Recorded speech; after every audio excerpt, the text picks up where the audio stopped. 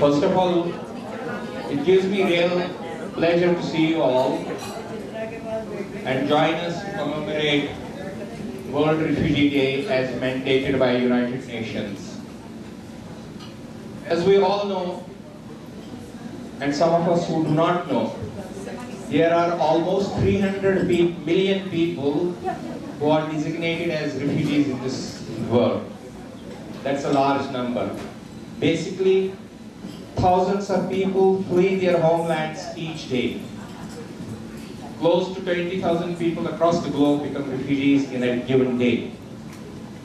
We cannot talk for everyone, but today we have decided to talk about people of Balochistan. We'll talk about people of Bangladesh. We're going to talk about Sindhis and Kashmiri Pandits. Many times we have seen that sometimes people become refugees because of natural disasters, like there is a flood, there is a disease, and unfortunately people have to move from one place to another temporarily, and then they go back to their places of origin.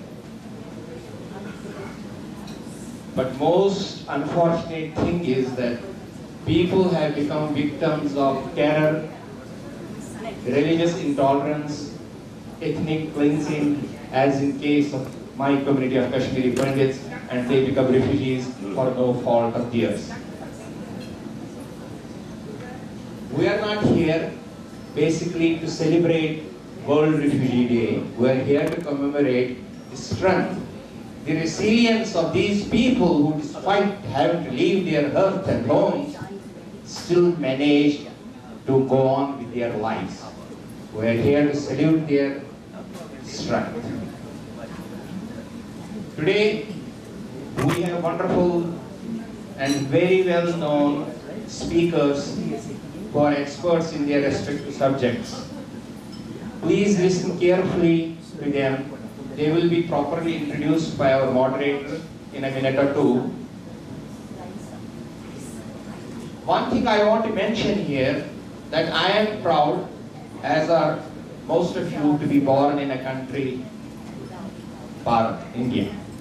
Because India happens to be the only country in the world which has given refuge to every group, every people of any discipline, no matter what their religion, no matter they never thought about where they came from. We gave refugee status to millions of people who came from what was then East Pakistan. That happened in our lifetime. Millions of Bangladeshis were given refuge and shelter in India. Same thing with Sindhis, and same thing with Jews, who were haunted every place of this universe. But India welcomed them with open arms, and we have seen results of that friendship hundreds of years later by Indian Prime Minister visiting Israel and embracing each other and becoming born again friends. We gave refuge to Zoroastrians. We gave refuge to even the family of Prophet. When since Hindu king did allow them to live very peacefully in what is now Sindh, and that time was a different, by different name. Friends, the greatness about India is the civilization, our thought process. We Indians believe that world is basically one family. So we are going to talk more about it. So, in short, I would like to give you a hint what we are going to do today, what you are going to listen, and there will be a question and answer session also. Hangame, it is in Urdu. अभी हंगामे पायदार की बातें होंगी, अहले Bloch के लोगों पर जुल्म करने वालों की भी बातें होंगी। हम कश्मीरी हिंदुओं को अपने ही देश में रिफ्यूजी बनाने वालों की भी बातें होंगी। तो चलिए I'm going to now request our distinguished speakers to please come on stage. The first friend of ours is General Secretary of World Sindh Congress, Dr. Sagir Sheikh.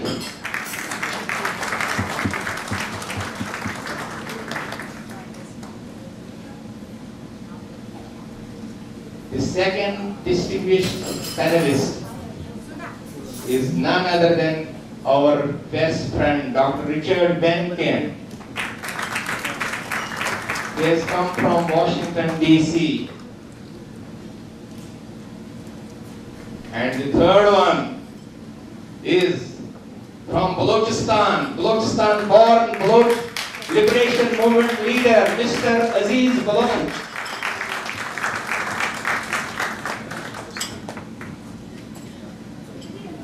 And I am also going to be speaking on Kashmir in a little while. I am also supposed to be one of the panelists.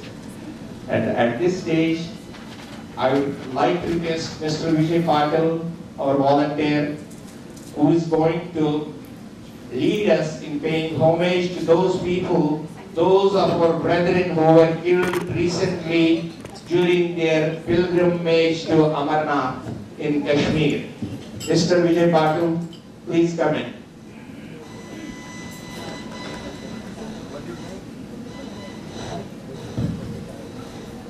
Good morning, everyone. I'm sure all of you heard about the recent terrorist attack, I call it terrorist attack, that happened.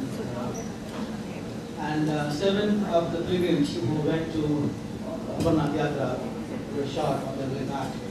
And the terrorism has gone down to the level where innocent women, girls, children are being killed. That's just unacceptable. So on behalf of all of us, I'm from board friends of the BJP as well as other organizations, I'd like to pay Shraddhanjali to victims, or request all of you to stand up. I really appreciate that. We just observe silence for 30 seconds, and then that's about it.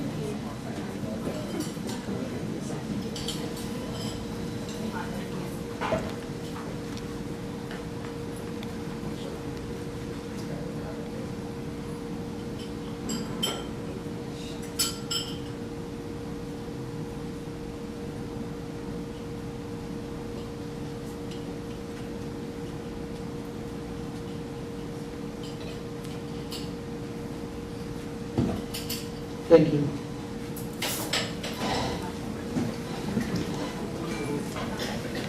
Now I will introduce one of our very well respected physician by profession for the last 40 years, who has had a commanding respect in the community of Indians as well as Americans in Southland. Dr. Parveen Sayal has been a leading figure of so many organizations, founder of Federation of Indian Associations, late chair, president, founder of Tri-Valley Medical Association, and himself a very kind person who is a published author, a writer, a poet. He has been a stage artist, and to my surprise, I didn't know that he has even acted in a film also, in a movie also. So please put your hands together and welcome Dr. Parveen Sayal. After this, I'm going to hand over the mic to Dr. Sayal, who will be moderating the rest of the show.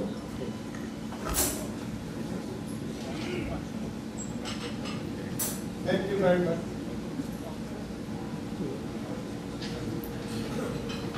Thank you very much, Dr. Amrit.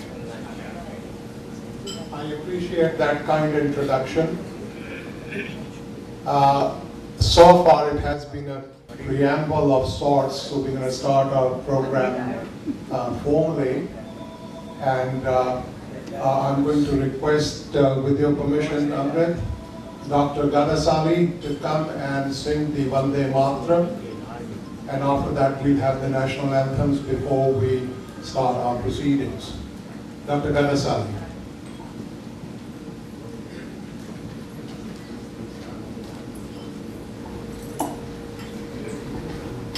Thank you, sir.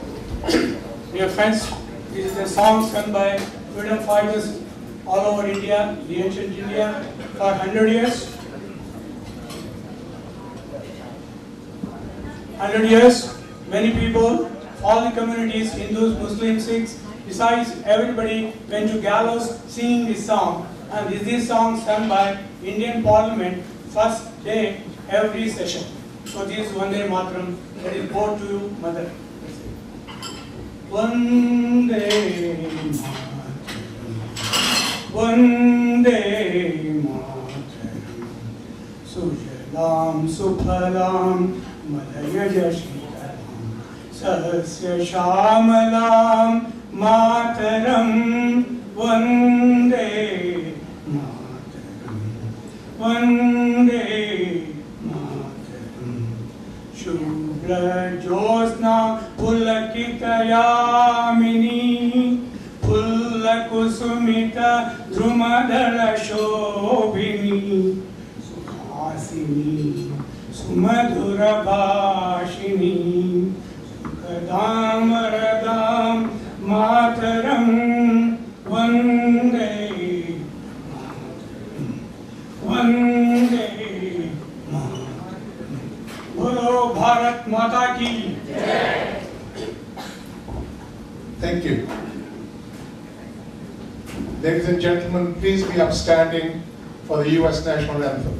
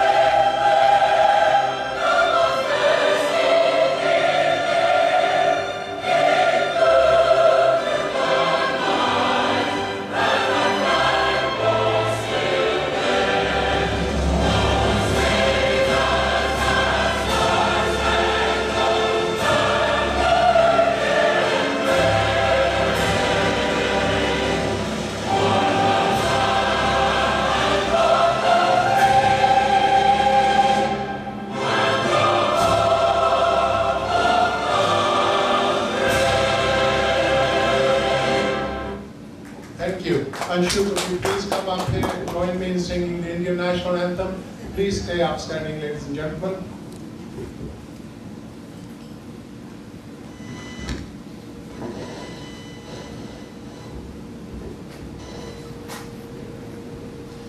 Jana Gana मन अधिनायक जय है भारत भाग्य विधाता पंजाब सिंध गुजरात मराठा द्राविड़ उत्तर बंगा विंध्य हिमाचल यमुना गंगा उच्चल जयति तरंगा तब शुभ नामे जाने तब शुभ आशीष मांगे गाहे जब जय गाथा जन गण मंगल दायक जय है भारत भाग्य विधाता जय है जय है जय है जय जय जय जय है।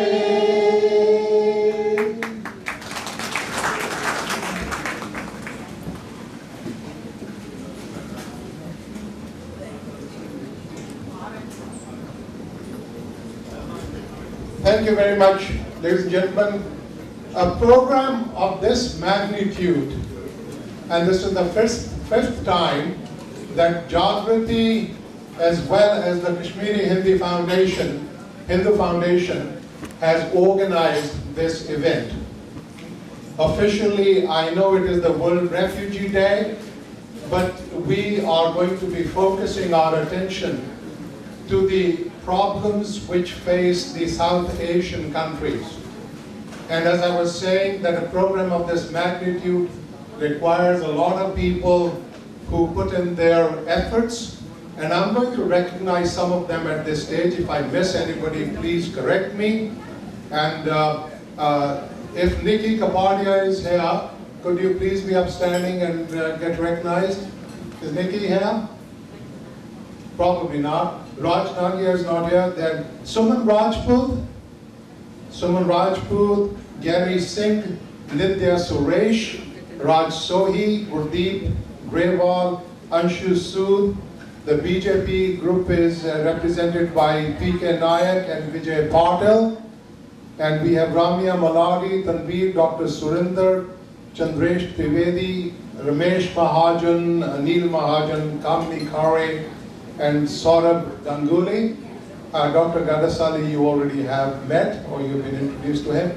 So these are the fine individuals who have helped in putting this program together, and we appreciate their efforts. Before we start, I'd like to give you some housekeeping points which are necessary. The cell phone is a great device. I have my notes on it, so I don't have to have pen and paper. But the wonderful thing about this device is that it has got a silent mode as well, and a vibration one if you so prefer. So I request you to please silence your phones. You can have it on silent mode. If you do want to indulge in a conversation, and if you have the absolute urge to talk to your colleague or somebody else, please step out and indulge yourselves to your heart's content. But let us have a conducive atmosphere in this august body, and we have an eminent panel of speakers, so we would love you to hear what they are saying, and eventually you have a chance to get involved in the debate as well. Secondly, we are videotaping this event, and the video comes out great. If there is some ambient sound, it is fine, but there are some abnormal sounds which we would not encourage. And one of the abnormal sounds in this restaurant, unfortunately, is the loud dryer in the restrooms. So there are some paper towels there for your use. Please use them. Do not use the blower because it's very, very, very noisy. And I'm sure you keep the doors closed. I do not have to tell you that. So I'm sure you have the common sense for that. So that is, the housekeeping points are done. And at this stage, I'm going to invite one of the founders as well as one of the main organizers of this event. Kamlesh Chauhan has been involved with Jagriti for a long time, since the late 1980s. The group initially came into formation to unite the Indian diaspora, but with the O.J. Simpson case, there was a lot of focus on domestic violence. And if we think that our community is immune to this malady, then we are wrong, because there were a lot of domestic violence cases within our own community, and Jagriti was the first South Asian organization to tackle this head-on. So Kamlesh was invited to a lot of universities and a lot of other fora where she addressed this subject. And as a consequence of this, she has penned 3 novels which have dealt with that issue as well. And in fact, the next project for Jagriti is the making of a film which will deal with not only domestic violence, but how the families are broken up by violence, by terrorism, by rape, by other problems which have beset our society. So that's something which we are looking forward to. And at this stage, I invite Kamlesh to come to the podium, and she is going to be introducing you to some of the soldiers or veterans from the Indian Armed Forces whom we're going to be honoring today. So Kamlesh, could you please come up here?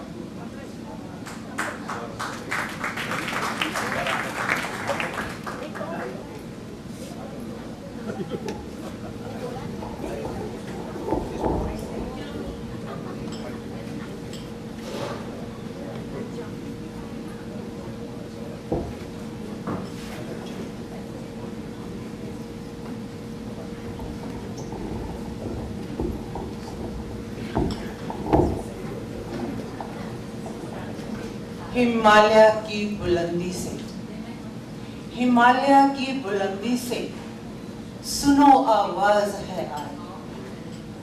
Himalaya की बुलंदी से सुनो है आवाज आई। कहा कहा माँ को दे बेटे, कहा माँ को दे बेटे, कहा बहनों को दे भाई। इस लाइन को पढ़ते शायद बचपन में ये लाइन आपने कभी सुनी होगी, और ये नगमा तब लिखा गया था जब कहा जाता है कि चाइना ने, when China backstab us, at that time we have a soldiers today who not only fought the war in China. You all are lucky that we have a soldier today who has also fought in World War I, World War II, and also a veteran from USA who fought war many in Korea, in Vietnam, and later on he worked still today for US and Indian unity. Please, when I invite them, I would like you to honor them, to clap them. Last year, we gave an honor to Major Raj Sohi. He is here today. He is our veteran as well. And Dr. Raj Sohi, आपके आने से जो महफिल में बाहर आई है, मैं आपको बयान नहीं कर सकती। आपका बहुत बहुत धन्यवाद। आप एक बार फिर आए हो और हमारी महफिल को आपने सजाया है।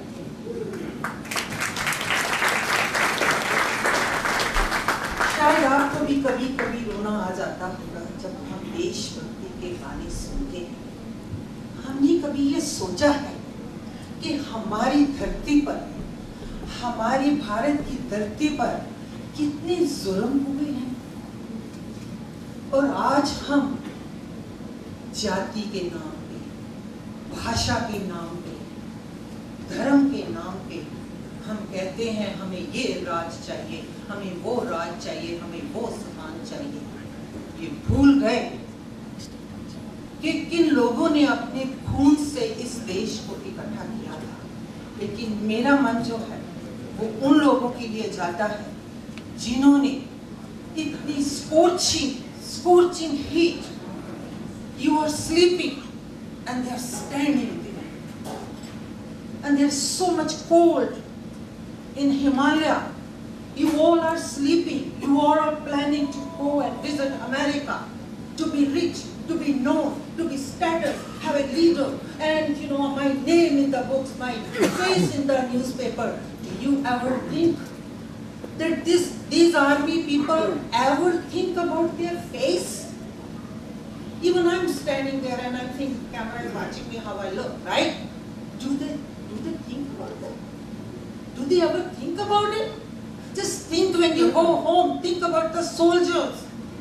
And whenever you see the soldier, please salute them. Don't worry about people what they are saying. When you go to India, bend on yourself and take the soil. Kiss the soil you are born. मेरे पास जो मैं कहना चाहती हूँ, मेरे पास कोई शब्द नहीं है, लेकिन मैं एक एक करके आपको बताऊंगी सोल्जर्स को, जो उनको मैंने आज बुलाया है और मैं बहुत खुश हूँ कि वो आज आए हैं। सबसे पहले तो मैं उनको बुलाऊंगी जो अमेरिका के लिए लड़े हैं, and he fought for America as well as he served the army in the America, as well as he's still serving the USA, whose hair came from Las Vegas, drove from Las Vegas to just to support all of you. And I will invite him, he will speak later on, but today I will invite him. His name is Ray Kadoa. Mr. Ray Kadoa, our Indian community love you. You have did so much. You did so much. I will invite you later on the stage. And now I'm going to tell you Major Gurjeet Singh. अब बताओ उनके मैं क्या बयान करूं, क्या आपको कहूं कि वो कौन है। अगर सच पूछो इनके बारे में मैं जब पढ़ती हूँ, when I study about it, I also take a pride on my soldier. Same time, sometimes I cry. Maybe I'm too emotional. But मैं आपको एक मजे की बात बताती हूँ। इस दफा जब मैं इंडिया गई, तो मैं रोड से गुजर रही थी, तो I saw a army man who was driving a truck. He must be a truck driver. मैंने अपनी कार का विंडो रोल किया और मैंने उसे कहा प्रणाम, जय हिंद। तो आज जब मैं इनको इंट्रोड्यूस करूं, ये आवाज आप लोगों की एक सॉन्ग में आनी चाहिए। Gurjeet Singh is a founder of Chairman Gill. He is still serving our country. Commissioned in 1974 in Corps, an engineer, and served in all the corners of India for 21 years, from high peaks of Himalayan, and where it showed 4 feet every day with sub-zero temperature, burning hot in a desert. Have you been in Rajasthan, anybody? Scorching heat, Rajasthan with 150-degree insurgency in Nagaland, extreme terrorist activity in 1989 when Jammu was flooded. They are saying we don't do anything for that. Okay? And then helping our Pandits, Kashmiri Pandits from Srinagar, and they lived in a pathetic condition in Jammu, and he went there and he helped them. Okay.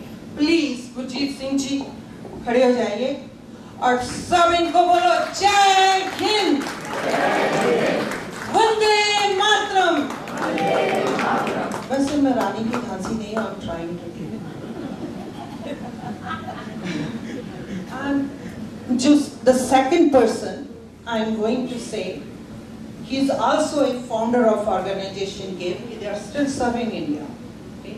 His name is Captain Jitendra Singh. Did I pronounce the name right? Jitendra Singh, founder of President of the GIVE. Also, he was a generation officer of armed forces and son of a sapper officer, Colonel Bhadia. Captain Jitendra was commissioned in, computer and also in a very distinguished regiment of Indian Army. And the Kumaon. Have you seen in Kumaon, Uttarakhand? Anybody seen Uttarakhand? If you are. Uttarakhand is as beautiful as Kashmir. It's beautiful and it's very hard, very tough mountains. It's not easy. Even the rain make a noise, even the thunder make a noise. You can see that mountain is falling, right? Am I right? I was there. And the cloud burst. In this condition, he was there. Give a big hand to him. Jai Hind. Vande Mataram. Thank you. You guys are beautiful. I love you all. That's why I come after you. Please come, please come. Okay, now I'm going to tell you a Captain Artesia, who was commissioned also in a very highly, I'm proud of it, commissioned in Dogra Regiment, which fought in World War II and First. And during the service, he specialized in desert warfare, in military, in commando operation. He's also a part of it. Please give a big hand to him. Say big Jai Hind. Jai Hind. Vande Mataram. आप मेरी dynasty के हो Dogra. Okay, Colonel S.S. Negi couldn't make it. He couldn't make it. Well, we will invite him second time, but this time I'm going to first invite. Today I will come to you later.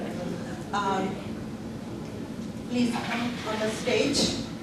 मेरा ये खो गया है इसलिए नाम गुरजीत सिंह जी. राज सोही आप भी आइए मेरे साथ.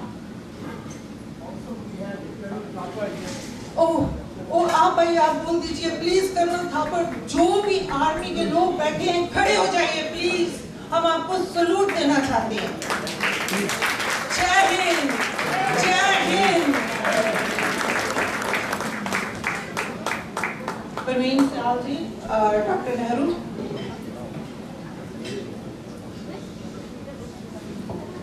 Today again, as I said, we cannot give anything back to these soldiers, but they are still working for our country, India, motherland, and America. Take a lesson today from them. Take a lesson. They served India right there. And they came here also serving our Indian community without any selfish motive. They are also working with the Cuisine as well. I'm going to give him for 5 minutes, not 5 minutes, 1 second, please. 1 second, because I stole all your minutes. To him, to say something about us, say something about our art. And I would. Arre, wow, you really created the beauty of the stage. Now we will say, koi Sikh, koi Jaat Maratha, koi Gorkha, koi Madrasi, Hind pe ladne wala, har veer tha Bharatwasi. ये आपके लिए है, जागृति की तरफ से दिया जा रहा है इनको, इन सबको जितने भी आपकी तरफ से, not only जागृति की तरफ से, क्योंकि आप आए हैं ना यहाँ, तो इसलिए आप लोगों की तरफ से मैं अपने सलूट देते हुए आपको ये देती हूँ. ये कुछ भी नहीं है.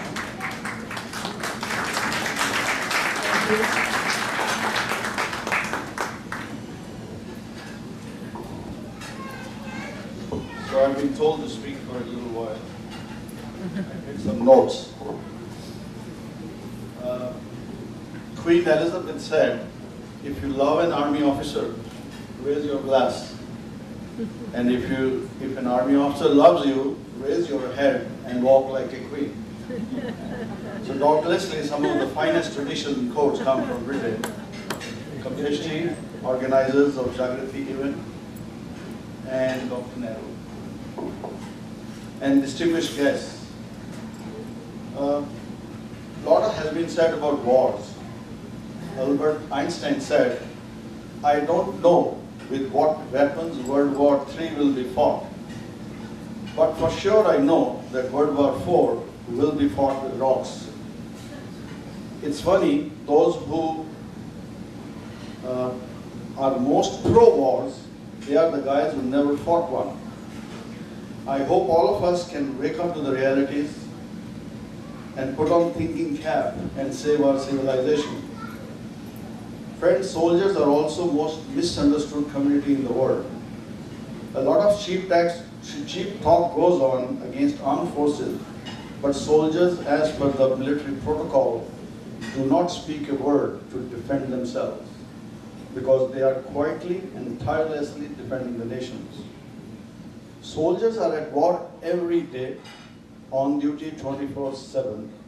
Soldiers are sent on every and any harmful, dangerous, or out of control situation, be it floods, terrorism, earthquakes, or any other situation. When politicians, bureaucrats, diplomats, and police fails, then the army sent to solve the problem. Behold, there are no failures accepted. We either win or die. People who have not lived through it cannot understand the way of life, and to comment about it is brutal, injustice, and foolhardy.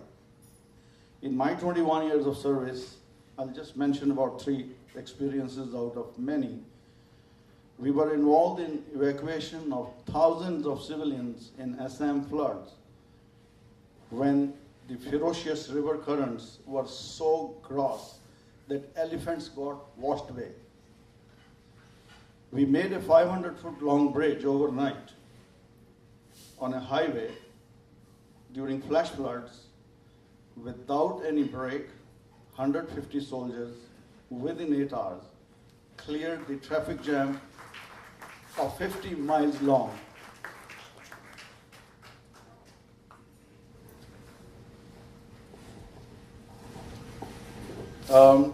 I'm a bomb expert in Corps of Engineers. So we diffused over 200 plus bombs and IEDs. IED is called as improvised explosive devices during J&K turmoil for over 3 years. In one accident, I lost 4 soldiers.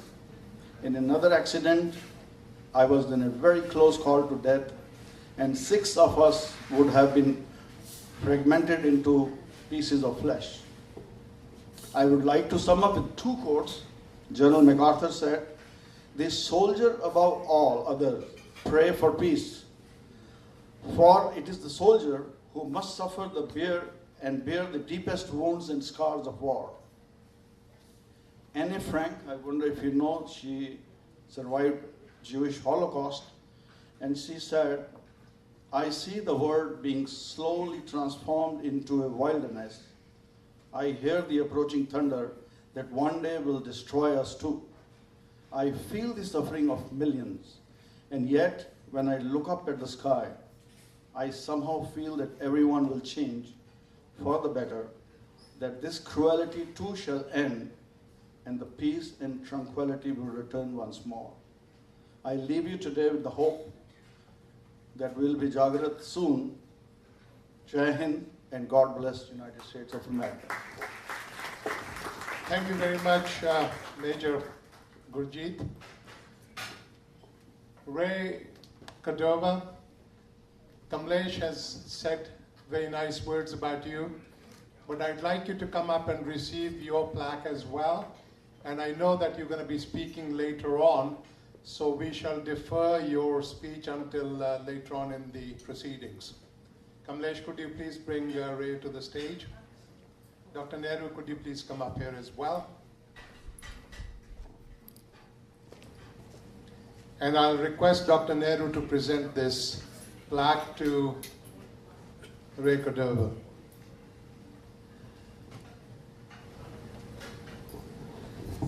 So Ray Cordova is coming, and he drove from Las Vegas.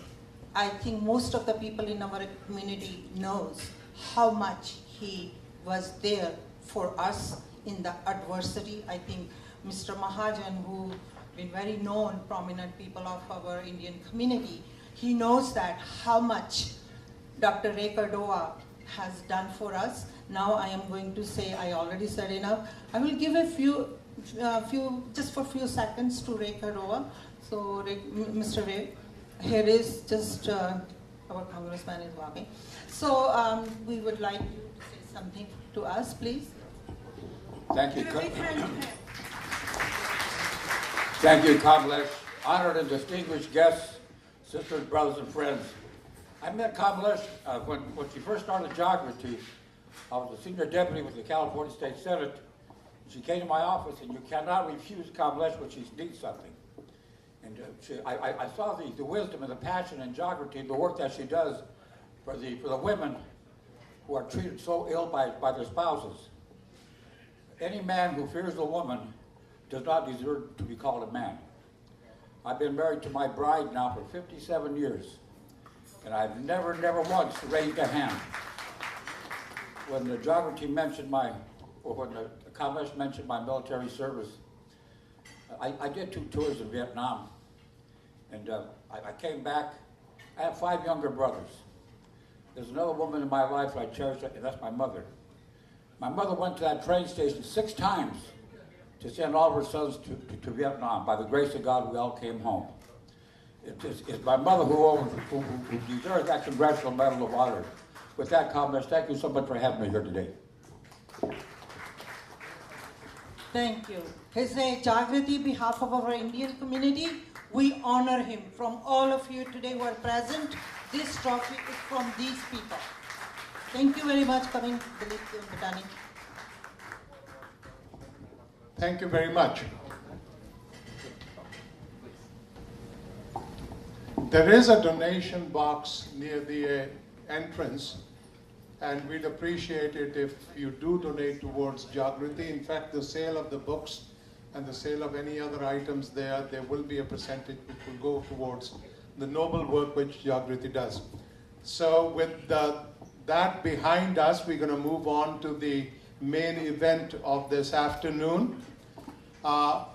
We are having, I won't call it a roundtable discussion because the table is not round, but we will be discussing issues which face South Asia. I know it's the World Refugee Day, and there are victims the world over. You know, from Sudan to Syria, from China to Pakistan, from most of the other countries where the rich and the powerful oppress the poor and those who don't have a voice. That is the fertile ground which creates refugees. We are not here to indulge in any kind of political rhetoric. We are not here to denigrate any particular religion, any particular caste, any particular creed, any particular group of people who lead a decent, good life. Unfortunately, there are people in all countries who have been oppressed, but particularly so this we notice is happening in the South Asian countries of India, of Pakistan, of Bangladesh as well. And in Pakistan, our speakers are going to be speaking about Balochistan and the Baloch people and the Sindh people in particular. It's been happening, as I said, in other countries as well. Unfortunately, the Chinese have been massacring their Muslim population on their western provinces. So it's not, and in fact, in a place like Syria or Iraq, it's the Muslims themselves who are killing their own brethren. So as I said before, our aim here today is not any political rhetoric. We have a problem. We're going to debate that problem. And the problem is the creation of violence and creation of inconducive circumstances against minorities, so their lives become sort of impossible. And that is the aim. So keep that in mind when we have the question and answer session as well. Please refrain from any political rhetoric and address your questions to the panel on the subjects which they'll be talking about. So first of all, I'm going to invite Dr. Sagar Sheikh, who lives in San Diego. He is from Sindh, Pakistan. He has a doctorate in computer engineering, and he is the Secretary General of the World Sindhi Congress. He has, in fact, been invited to many fora across the world where he has spoken about the problems that are faced by his community, about the forceful conversion of the Hindus in Sindh province and in other parts of Pakistan as well. And he's a human rights activist and an activist for national self-determination of his people. Dr. Sarhadi, please come with us.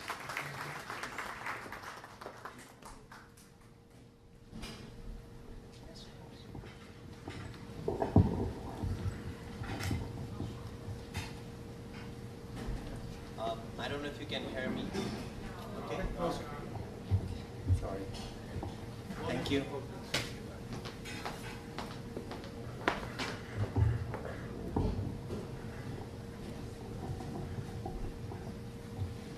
Good afternoon, everybody, and thank you for a kind introduction. First of all, I really am thankful and I express my gratitude to the organization Jagriti and Kashmir Hindu Foundation for inviting me as a representative of Sindhi people, Sindhi nation, and share our stories with you all on this auspicious day of commemorating the refugees, world refugees.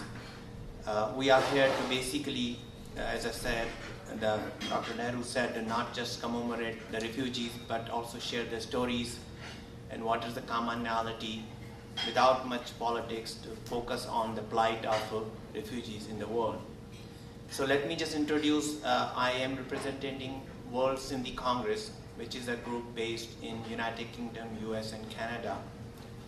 Basically we promote for the non-violent way of different human rights situations in Pakistan, especially in Sindh, and the right to self-determination of Sindhi nation.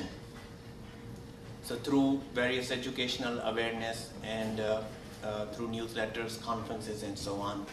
So thank you very much. Again, I will, formally start my speech with one quintessential couplet from a Sindhi poetry. So Sindhi poetry, we have a poet named Shah Latif Bitai. He was a very mystic character and mystic poet who really is basically the essence of Sindhi nation. So he says, Sain Sadai, Kari Mathe Sindh Sukar, Dost Mitha Dildar, Alim Sababad Kari. So it's a typical prayer where he starts saying, bless Sindh and Sindhi people, but hold on, Lord, before you do that, bless the entire world first. So that is the kind of universalism Sindhi people we believe in. And so today we are part of Pakistan, and who knows, you guys all know the partition story, how it went. But when it comes to the story of refugees, we have three different kind of connections to the refugee. The very first, during the partition, Sindhi Hindus, so Sindhi people are consist of both Sindhi Hindus and Sindhi Muslims. Both are have lived tolerant with the tolerance and in a very united way, in a very mystic and Vedantic and Sufistic way. So during the partition, about 25% of Sindhis, which were mostly Sindhi Hindus, almost all of it, actually had to forcibly quit their own homeland and settle down in different places, especially in India and even forward as Africa and North America and so on. So we lost our most educated, most brilliant portion of our nation, and the rest people we were remaining. The other story at the same time, when we lost our Sindhi people, the Muslims, refugees from India, different parts of India, came and settled down in Sindh itself, changing the fundamental character and demographics of the Sindh, which for us still we are struggling with, because the Sindhis who were left there in Sindh were mostly lower middle class peasants and sometimes not even so educated. So when Muslim elites from India came, they kind of took over a lot of opportunities and a lot of, in a way, they were also sponsored by the state. So once that story 70 years passed down, and we all know what is happening in the state as far as the human rights, the state of democracy, and Pakistan's commitment towards, towards basically, I would say, terror and violence within their own people and outside them. Sorry, can you, there's something wrong with that. Maybe you need to turn it off.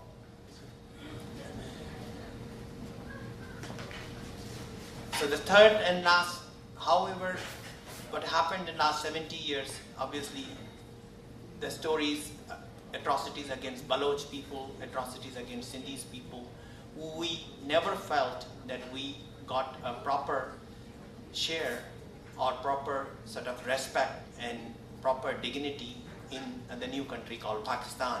So that's why there is a freedom movement going on in Balochistan, and many, many people, Sindhis, are aspiring to be free also at the same time.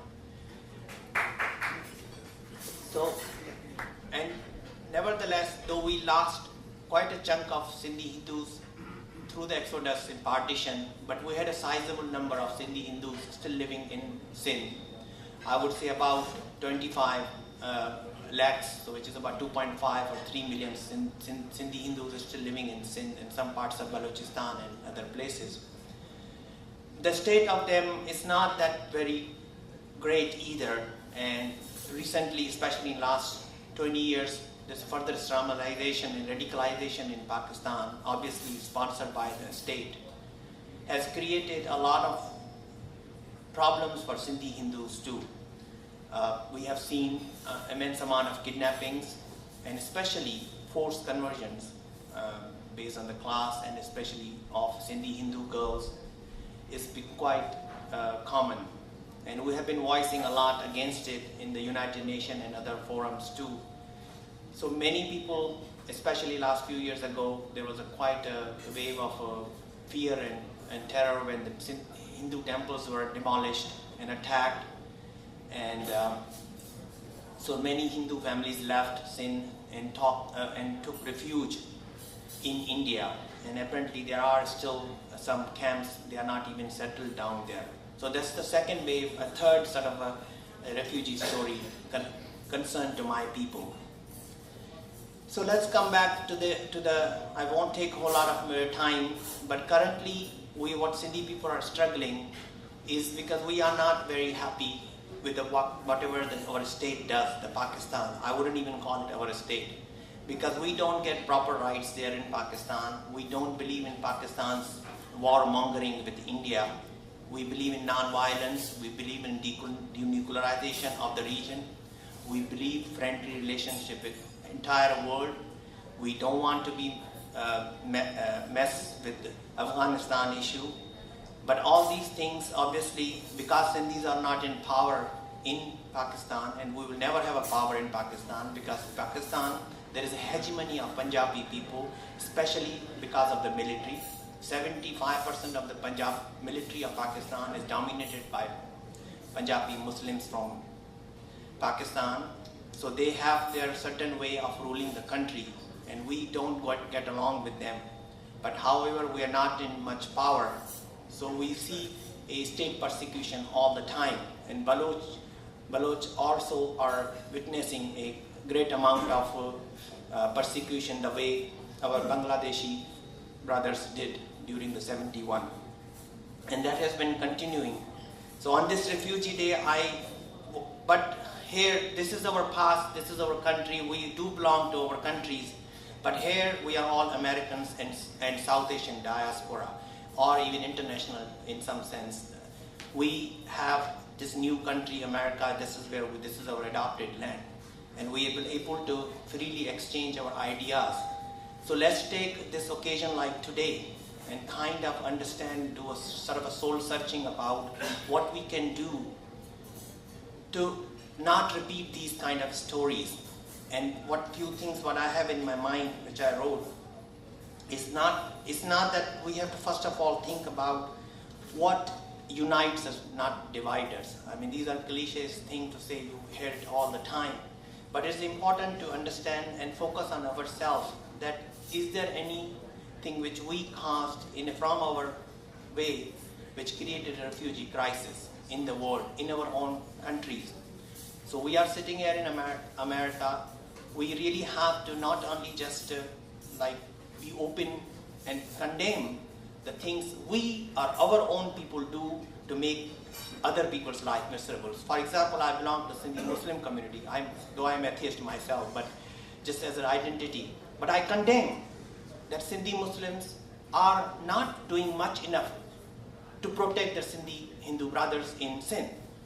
So similarly, that is the kind of admission we need from all of us, where we have to see what our community is doing to create that crisis, create that problem within our own countries.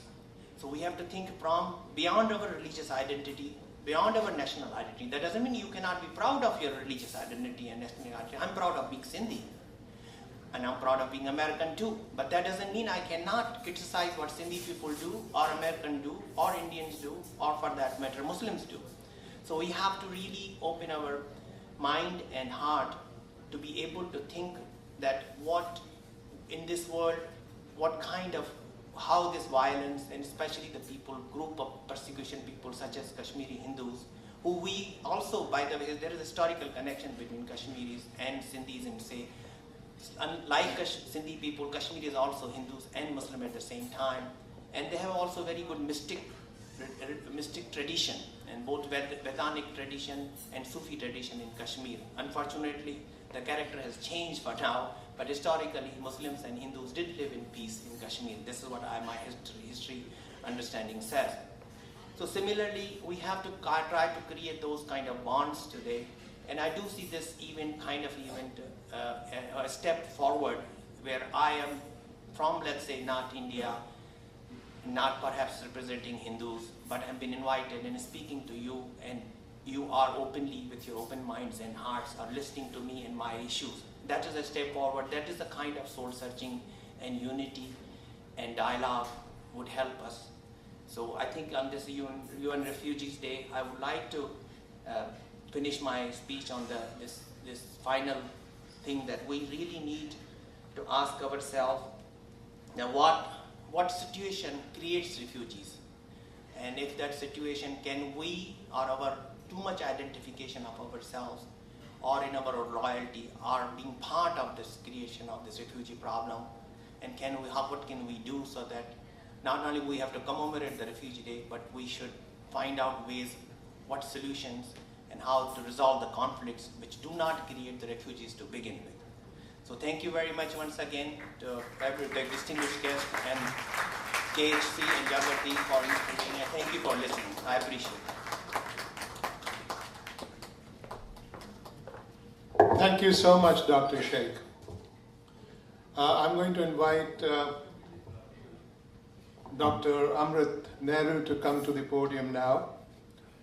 As most of you know, Dr. Nehru is an eminent dentist in town.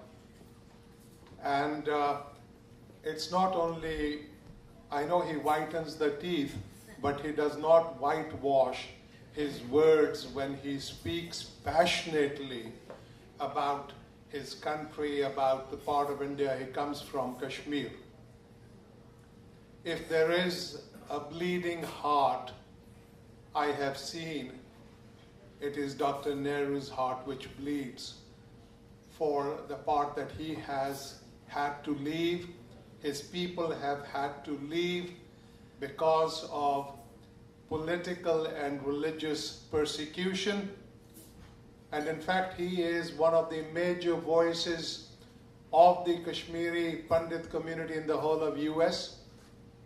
He has been invited to many fora across the country, and he has spoken passionately about this subject, and I'm sure that you are going to be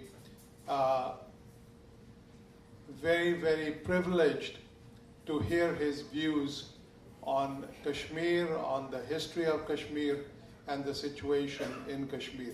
Ladies and gentlemen, put your hand together for Dr. Amrit Nehru.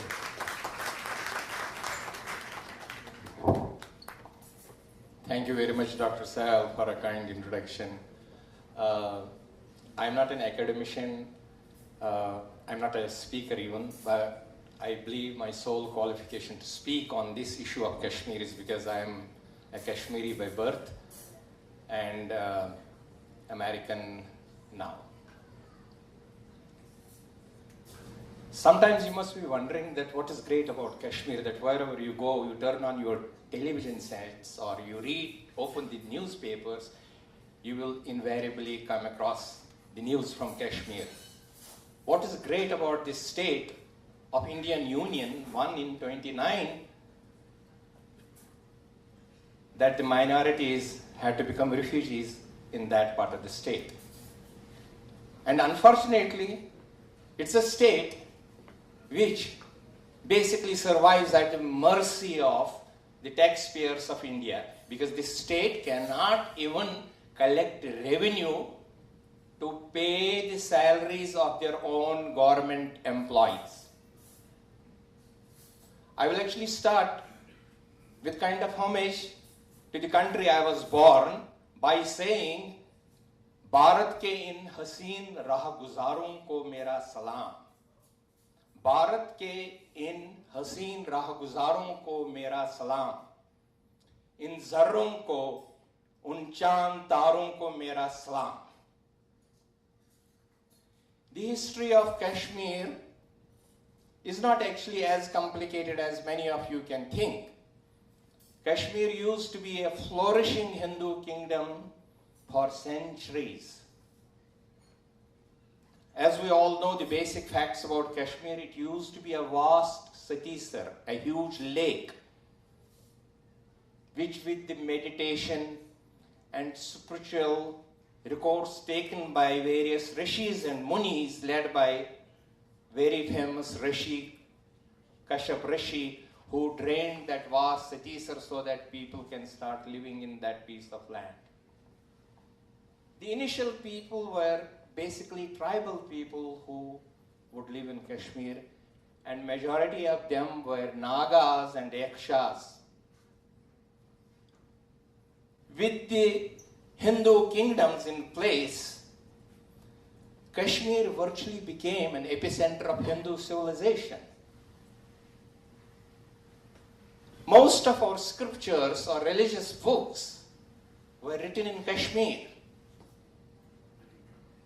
We know Shankaracharya ji came all the way to interact with the Brahmins of Kashmir, wanted to stay there for a few months, and ended up staying there for a few years. And those of you who have visited my place, in Srinagar we have a big hill, on top of it is Shankaracharya temple. Unfortunately, name of that Shankaracharya hill has been changed to Kohe Suleiman now. That's how every glorious past of my state is being slowly wiped off. Kashmir has produced the greatest kingdoms, the greatest kings. King Lalitaditya. Kashmir has produced great warriors in the form of, I can give you an example of Kota Rani, a Hindu queen who ruled Kashmir for 50 years or more. But with advent of Islamic invasions, the same community had to pay the price through their teeth. They were slaughtered, massacred by every kingdom.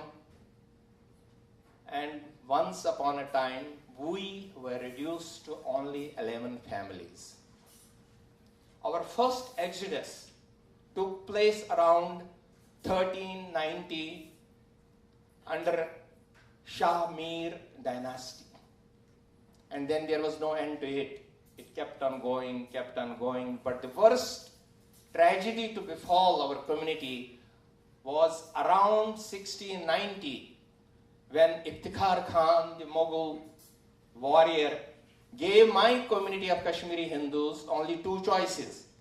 You either convert or face death. Pandits had lost everything, but someone gave them hope that, hey, if you go to what's now Punjab area, there's a guru. He is your last hope. If someone can help you, it's that guru. So they wanted to take a chance and meet this guru, whoever it was that time. They didn't know it, and they turned out to be basically the savior of my community. Guru Tegh Bahadur Ji Maharaj, who sacrificed himself just to safeguard, just so that an unknown community, it was unknown community to Guruji that time, such were the pious people our country has produced. Unfortunately, things are not that good nowadays. Hind ki Chadar sacrificed his everything for our welfare, for our basically survival. If I am speaking to you from this podium today, it's because of that Guruji who took a great step to save my community that time, and we will always remain indebted to the Guruji, Guru Tegh Bahadur Ji Maharaj, rightly called Hind ki Chadar. Friends, what is the difference between many expulsions my community faced in Kashmir? As I said, the first expulsion was in 1390, the first exodus of Kashmiri Hindus. And in the beginning of 1990, that's the current one, this is the 7th exodus. Now, what is the difference between all these 7 exodus and the latest exodus that has taken place in 1990? Unfortunately, it happened. The biggest difference is that unfortunately it happened when India was a free country, democratic country, and supposedly a secular country too. Kashmiri Hindus were given very short notices.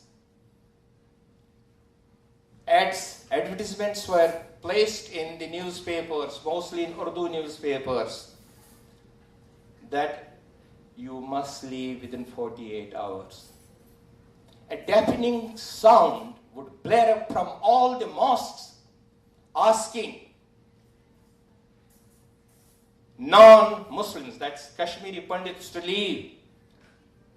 "Ay kafiro, Kashmir chhod do."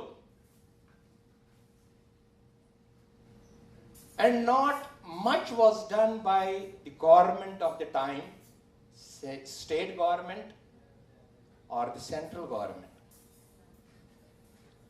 The cries, deafening noise from the mosque loudspeakers, "Ye Kashmir mein rehna hai to la ilaha illallah kehna hoga." And mind you, this was happening in a secular country.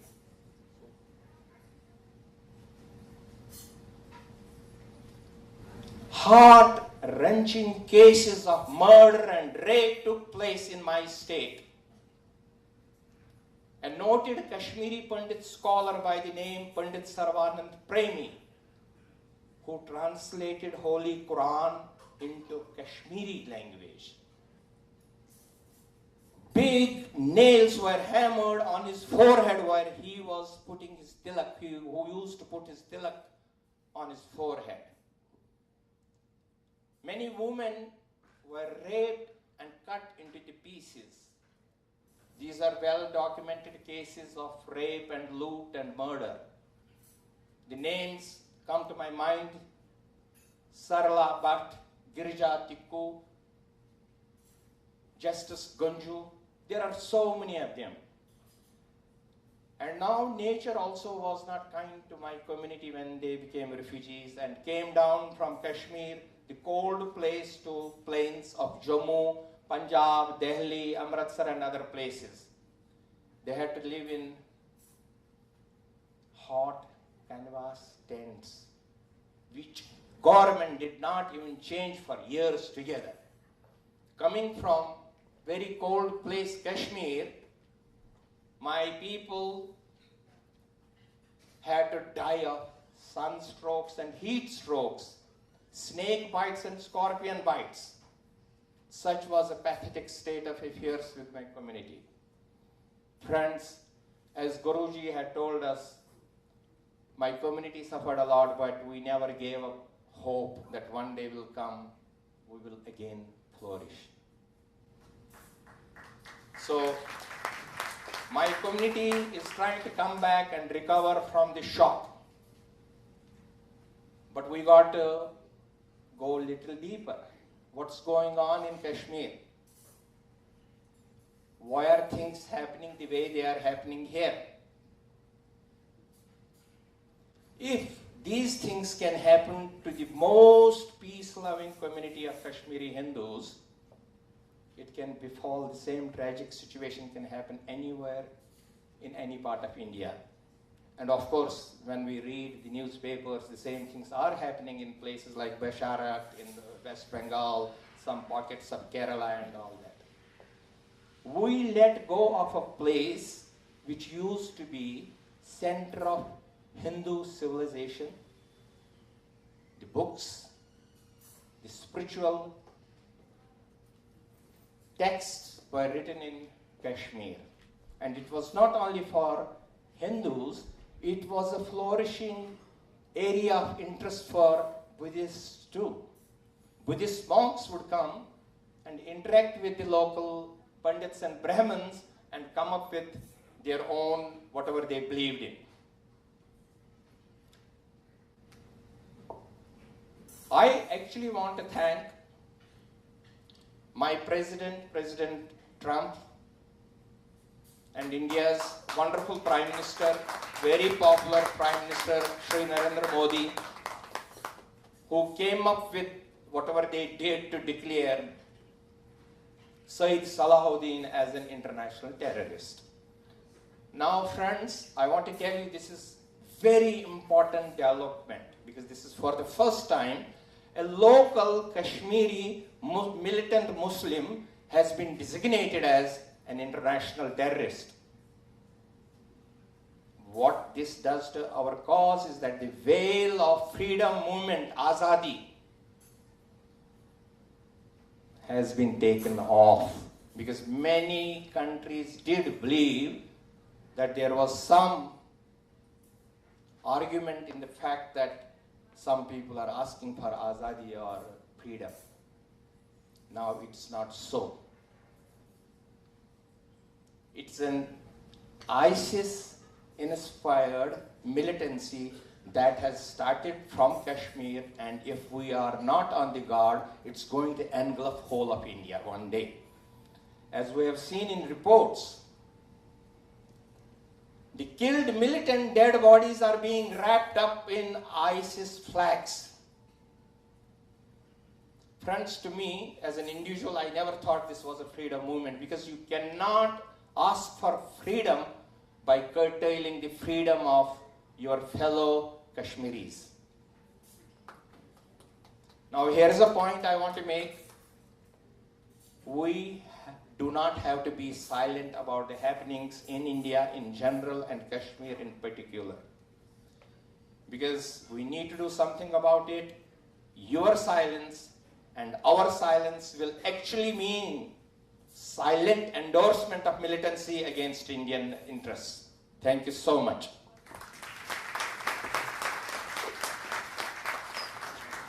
Thank you so much, Dr. Nehru. Probably he failed to mention that Pakistan has almost gifted 1/3 of its part of Kashmir to China in its endeavor to sell its soul to its Asian neighbor. And I'm sure our next speaker will address that issue as well. Mr. Aziz Baloch, or rather Dr. Mr. Aziz, isn't it? He's the coordinator of the International Voice of the Baloch people since 2010, and particularly of the Baloch missing persons. And he lives in Canada, where he's the producer online of a program on Baloch people, and particularly against the genocide of the Baloch people by Pakistan as well as Iran. He's a human rights activist who again has been an international speaker on his cause, and recently he's the co-author of a book on Balochistan and its struggle for self-determination. Mr. Aziz, please come up here. We look forward to listening to your thoughts. Mr. Aziz Baloch, give him a round of applause, please.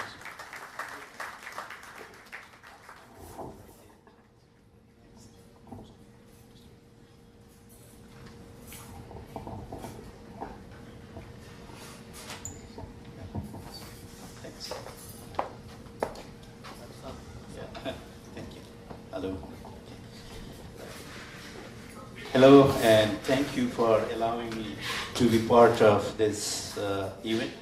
And I'm very thankful to the organizer and inviting me.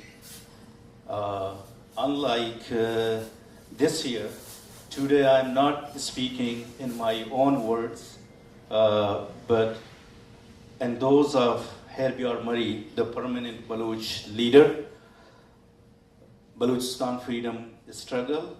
He is also the leader of Free Balochistan Movement, a political party that strives for independence of Balochistan. Today I'm gonna pass on his message and to the distinguished audience and ladies and gentlemen. Mr. Murray messages for all of you. I thank the organization of this event for inviting our friend Aziz Baloch to speak here today. The Baloch nation has never enjoyed any peace, stability, and prosperity since the British Imperial Army invaded Balochistan in 1839. The British drew Goldsmith Line in 1879 and Drand Line in 1893 and divided Balochistan into three parts in order to weaken the Baloch and Afghan nation. Despite of these divisions, the Baloch struggle to regain the independence continued.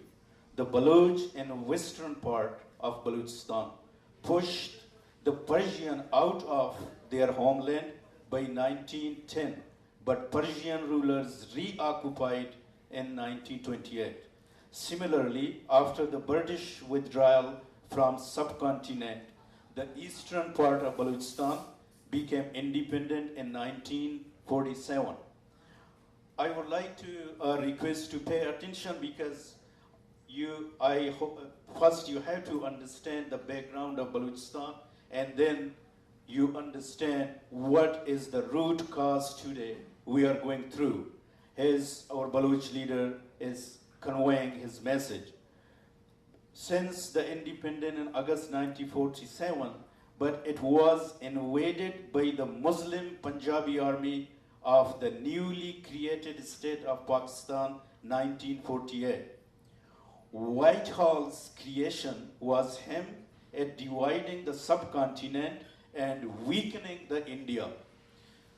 Since then, the foreign occupying power have been treating Balochistan as their colony, and the international community, including the United Nations, remain and continue to remain silent against the Baloch genocide by Pakistan and Iran.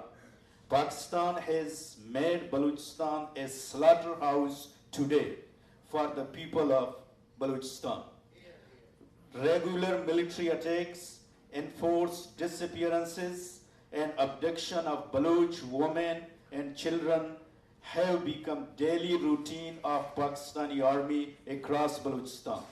Lately, Pakistan forces have started to abduct and terrorize the women and children of the Baloch people, activists and political workers who are involved in peaceful and political struggle for freedom of Balochistan. Ladies and gentlemen, the latest and ongoing military offensive started in the year 2000 and continue to this day in its full force in Balochistan. Pakistan also tested Islamic nuclear bombs in Ko-Kamran range in Chaghi Hills in Balochistan on May 28, 1998. Pakistan Army, its proxies, and the criminal death squads have arrested, disappeared, imprisoned, tortured, killed, and displaced thousands upon thousands Baloch political and human rights activists over several decades. Many of the displaced Baloch refugees have sought protection in Western democracy, including in the USA. However, the Baloch asylum seekers live an uncertain life in their host countries because the authorities of the country where the Baloch seek protection treat them as a Pakistani. We appeal to the world powers, and Baloch refugees should not be called Pakistanis because they are victims of Pakistani state terrorism. Baloch refugees should be given political asylum and protection under the UN and international convention. Deporting Baloch refugees back to Balochistan will be a betrayal to the pushing them into the jaws of death. Pakistan is not only committing war crimes in Balochistan, but it is also involved in regional terrorism and international blackmailing in the name fight against terrorism. Thankfully, the world is now slowly realizing the double crossing of international community by the Janus-faced state that's Pakistan because of its involvement, support, and sponsoring of religious terrorism. It is now undeniable fact that Pakistan is cunning played a blinder with the West for the 70 years or so, as it is involved directly or indirectly in almost all terrorist attacks in Afghanistan, Balochistan, India, and many Western capitals. Majority of the attackers were either Pakistan born or they visited Pakistan at some point before becoming religious monster and murderous jihadis. We Baloch people have been telling the world for ages that Pakistan is a cheat and it is deceiving the world, but nobody heeded to us. We glad that today the entire world is coming to the conclusion that Pakistan is a terrorist sponsoring state. The international realization of Pakistan duplicity is a confirmation of our concerns. We hope that developing sentiment in the US Senate and Congress to stop funding Pakistan and declare Pakistan a terrorist sponsoring state will continue to grow, and they will succeed in convincing President Trump's government to stop supporting Pakistan. One of the basic principles of President Donald Trump is to stop, quote unquote, making bad deals. As he would put it, whatever the United States has with Pakistan is a bad deal. I do not believe anyone thinks Pakistan is an ally of the United States. And a good deal for the United States would be to support the Baloch nation to regain their independence. It is also the best way to bring US troops home from Afghanistan with a victory that maintains US influence in the region.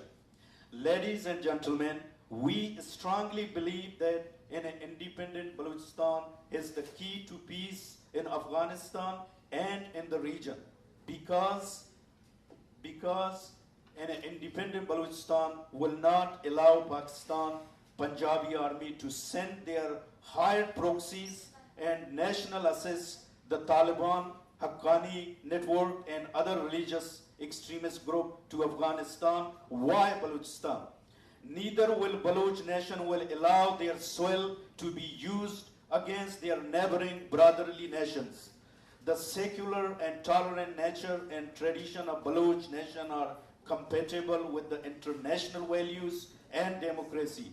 That's why also the international power must support the Baloch as their natural allies in the war against terrorism and to defeat the spread of growing religious fundamentalism across the globe.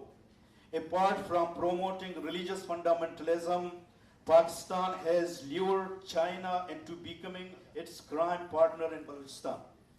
The China-Pakistan nexus and so-called China-Pakistan Economic Corridor (CPEC) has become a cause of death and destruction for Baloch nation, especially for the Baloch people living in Gwadar and Keech district, where Pakistan army carries out a regular attack against innocent civilian in the name of development.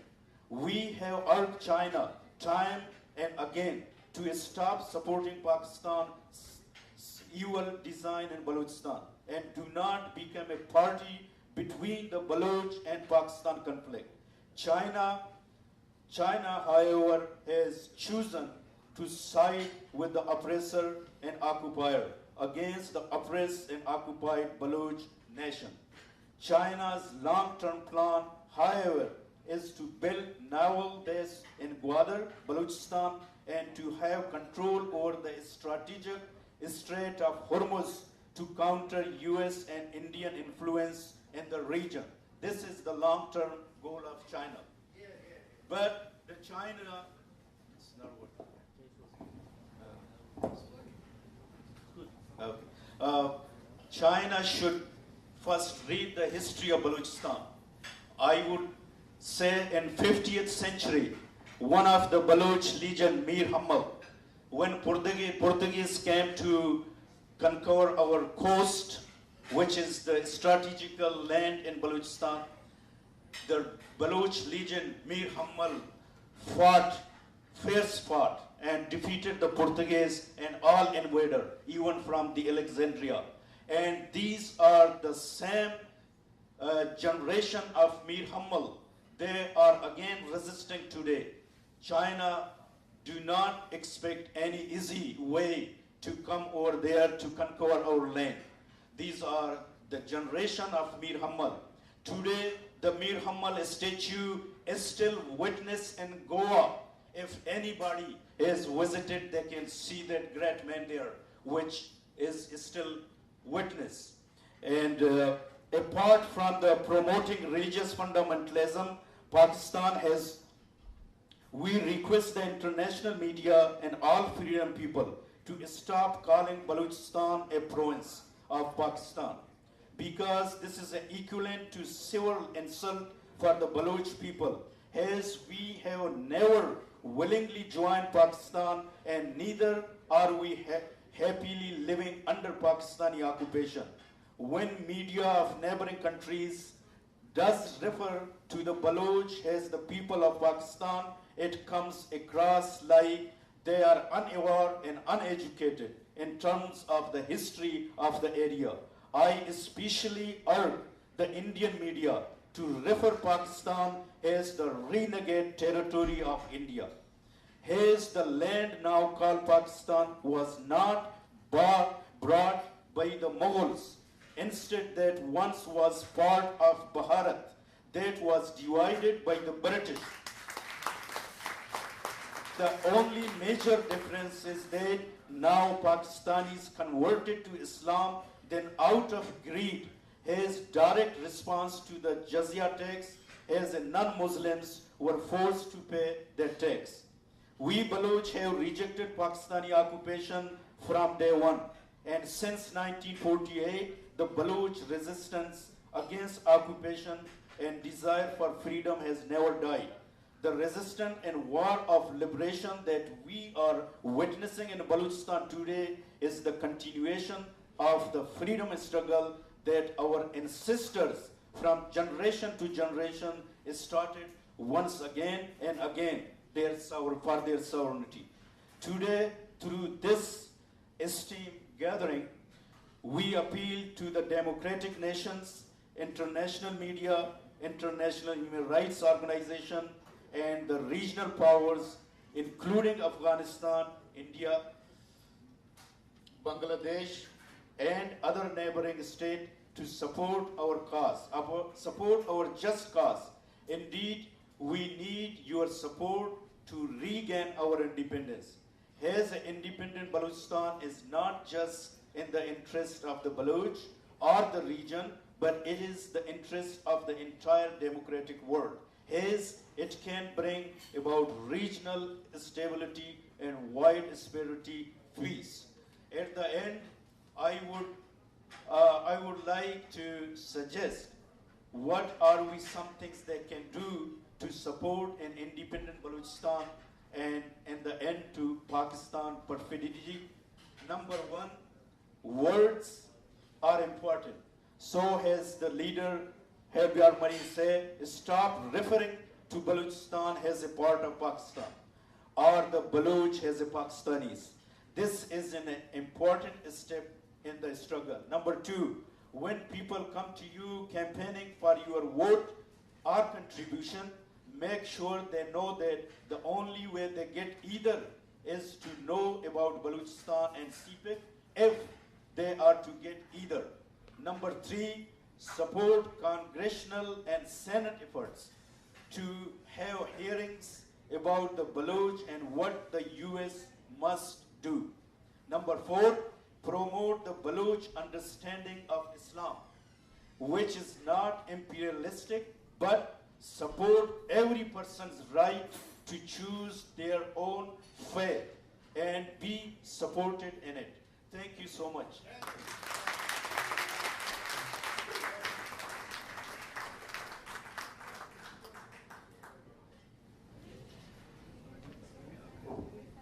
Powerful words indeed. Could I have the volume up, please? Thank you. And I know that all of you are aware that we'll be having a very prominent individual coming later. I hear that at about 1:45, Congressman Dana Rohrabacher is expected amongst us as well. And until that happens, I'm going to invite the next speaker. Dr. Richard Benkin is not a stranger to our meetings. He has been a friend of the community for a long time, a true gentleman and a scholar. His activism started, in fact, with his efforts to secure the release of the Bangladeshi journalist Salahuddin Chaudhry, who had written about radicalism in Bangladesh. And in fact, he was released after 7 years in prison. Dr. Benkin is on the board of Islam-Israel Fellowship, and obviously he has written a lot of books on that subject. Without further ado, please put your hands together for Richard.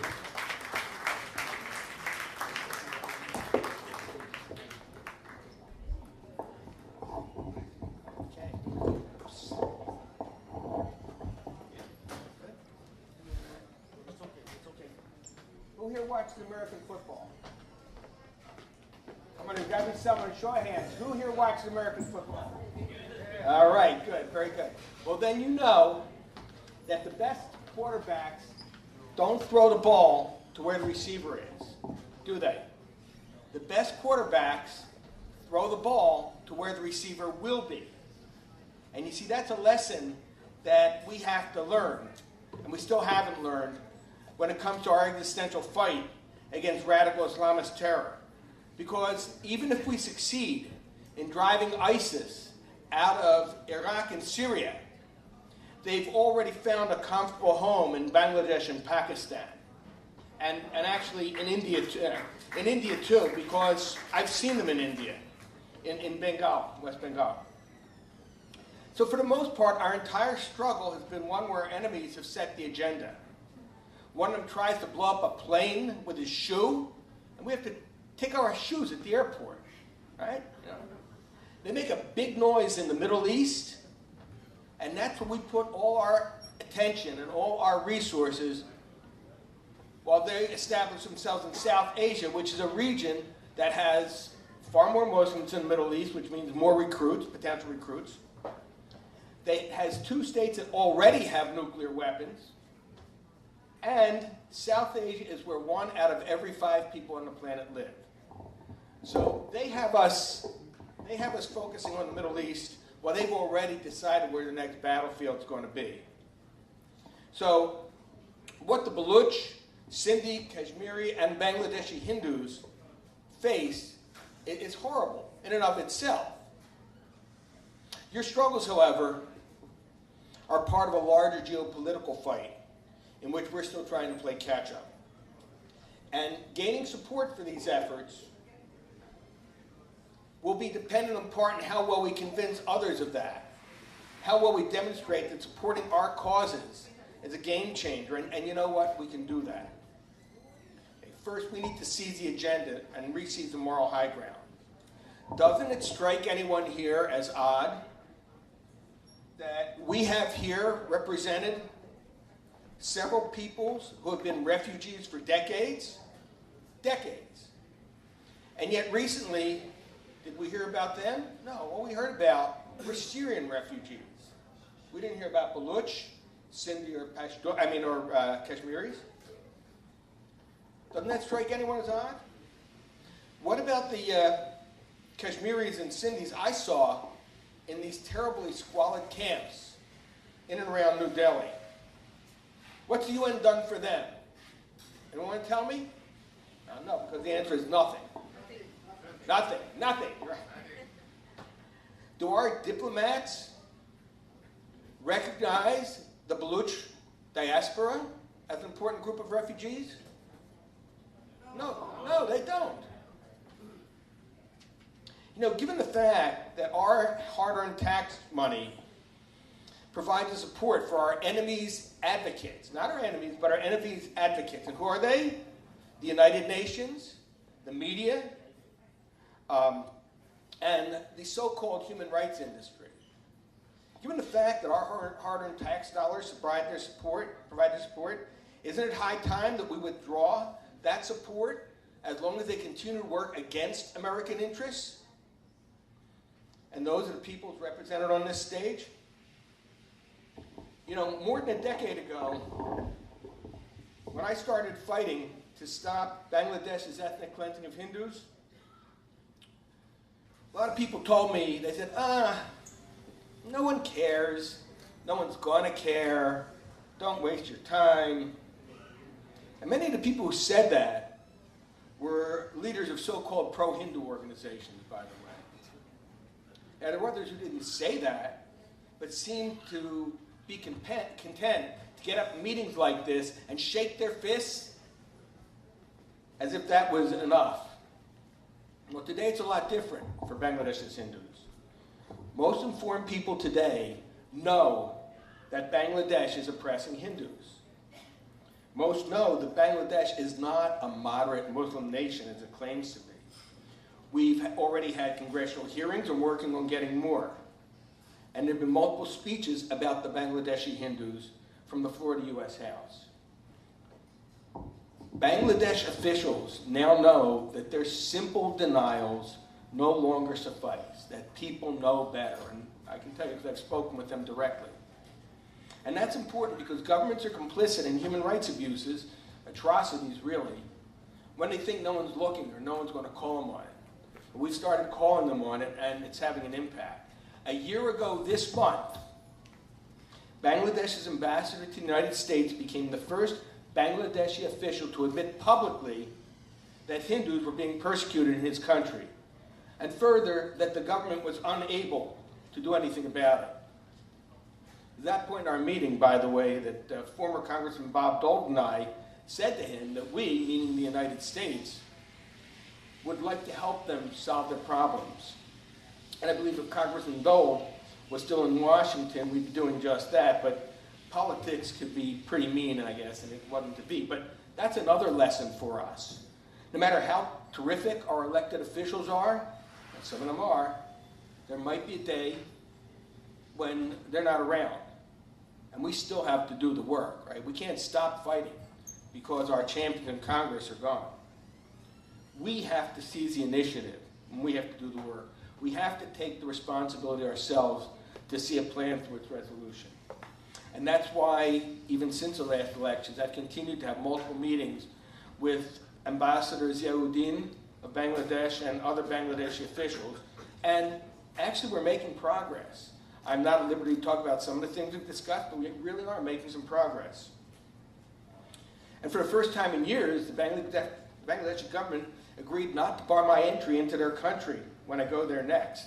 They usually don't let me in. It's also become a real hot-button issue in India, where once, I have to tell you, where once agents of the previous government used to harass my associates after I spoke about the Bangladeshi Hindus and left. I knew that, I've known Narendra Modi since he was chief minister in Gujarat, and I knew that if he ever became prime minister, that sort of harassment would end. And that has ended. That has ended. So I feel good about the efforts that are underway, and provisionally, I feel good about the Bangladeshi officials with whom I'm negotiating. they're beginning to see that doing the right thing is in their interests. But if we stop fighting now and hope that the current discussions and publicity will be enough, we will make a mistake big enough to undo all the progress we've made so far. We can't say, oh great, okay, everything's fine now. Let's just put our faith in the Awami League government. We can't do that. In one of those meetings that I had with the ambassador, he tried to walk back his admission about Hindus being persecuted, telling me that, well, you know, after further research, there's nothing. Hindus aren't facing persecution in Bangladesh. So clearly, this was in response to a spanking or severe talking to he got from Dhaka after his admission became public. So we still have to fight. We're still facing these things. More importantly, each day that we don't act, and I want to emphasize that we don't act, each day that we don't act, and that means you, me, all of us, each day that we don't act, another young girl is raped, another child is abducted, another mandir desecrated, and another day that governments, media, and each of us will think that we won't be held accountable for our silence or our inaction. Well, we better think again. Bangladeshi's Hindus have gone from almost a third of the population to about 1 in 11, and that hasn't changed. As events demanded, I will go back to people here and ask for specific actions. I trust that all of you will be with me in providing that action to save Hindu lives and dignity. So, but why then did I entitle this paper, Be Afraid, Be Very Afraid?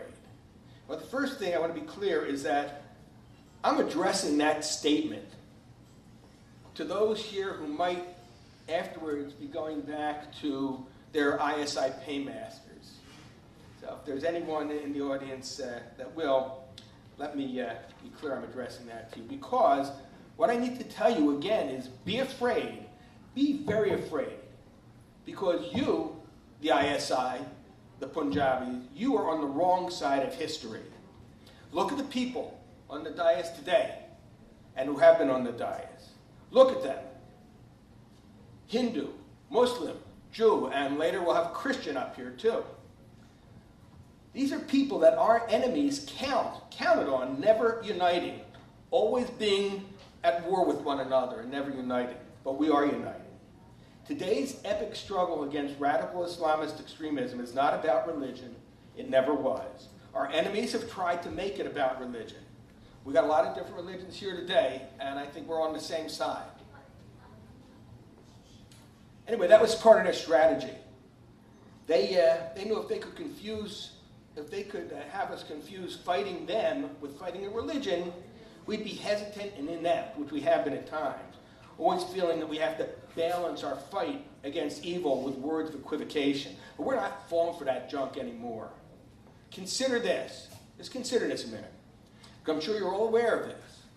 Consider that earlier this month, Prime Minister Narendra Modi, the most prominent Hindu leader in the world, and Prime Minister Benjamin Netanyahu, the most prominent Jewish leader in the world, met in Israel.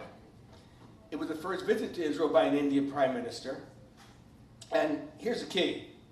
It not only was, I mean, you saw it. You saw it was not only a display of true affection by brothers towards one another.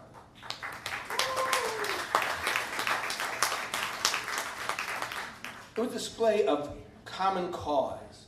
It was a display of a great and opening relationship. But what I found particularly interesting was, a lot of world leaders, when they go to Israel, they feel obliged that, well, I have to go to Ramallah too, the Palestinian Authority's capital, because I have to show that I'm even-handed. Shri Narendra Modi didn't do that. He was very clear.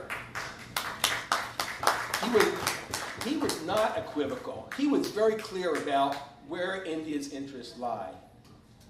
And I thought that's something that, you know, if I were on the other side, I'd take note of that. You know, let's take note of something else. After Modi did this, maybe a day or two later, maybe some of you saw the same YouTube that I saw. There was a procession in Hamburg of the G20 leaders, and we saw President Donald Trump, maybe the world's most prominent Christian leader, right? We saw President Donald Trump step away from the front row, where of course is his honor to be, so he could stand in the second row next to his good friend Narendra Modi.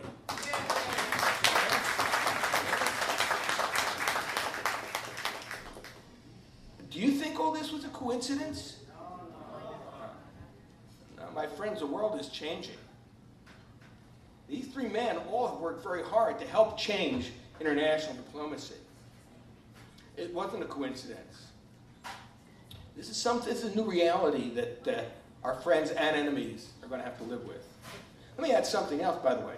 Earlier this week, and you probably didn't hear about this, but earlier this week, a top official of the United Arab Emirates, United Arab Emirates, criticized Al Jazeera for being anti-Semitic, for promoting anti-Jewish violence.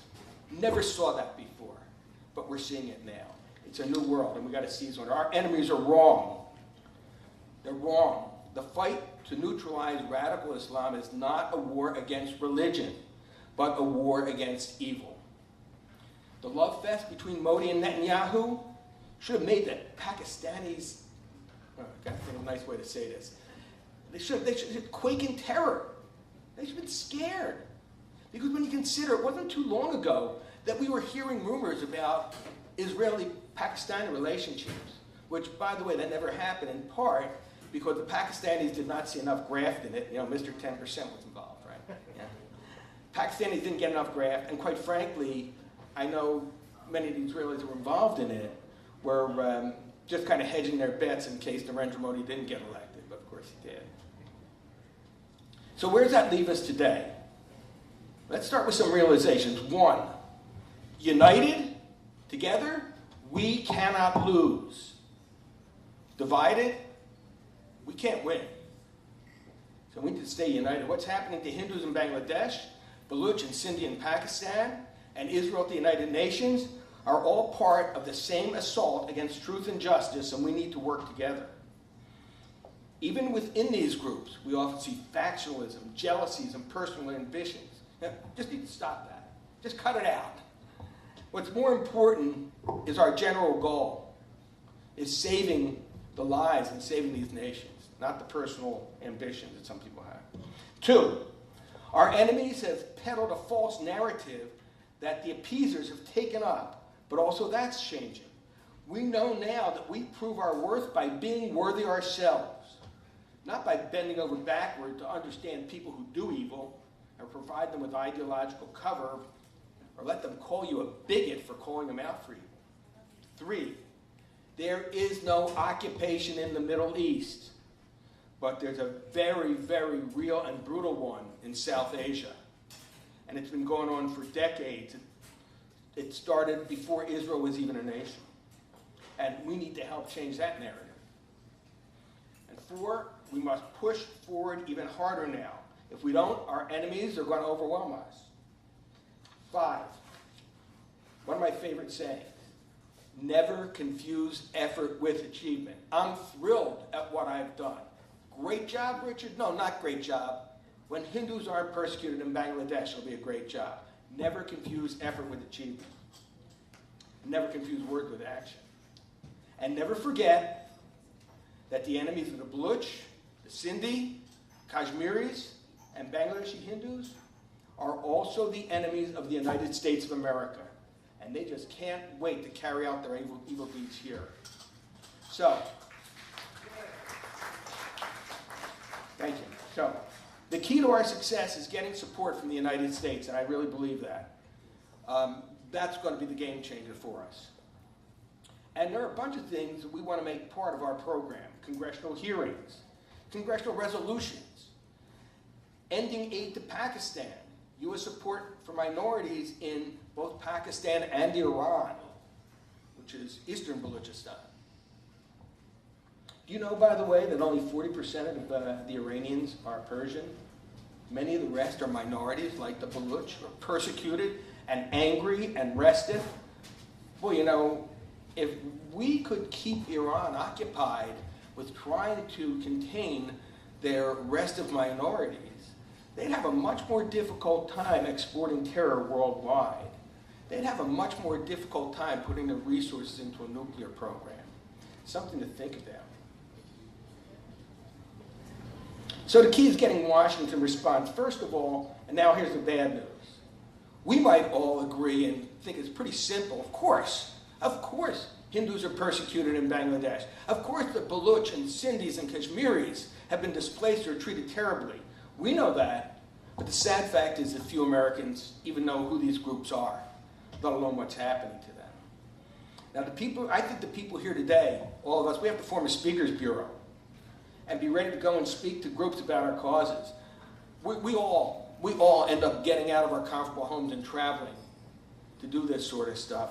I think we have to make it our goal to educate these people so that they understand what's going on and what we can do about it.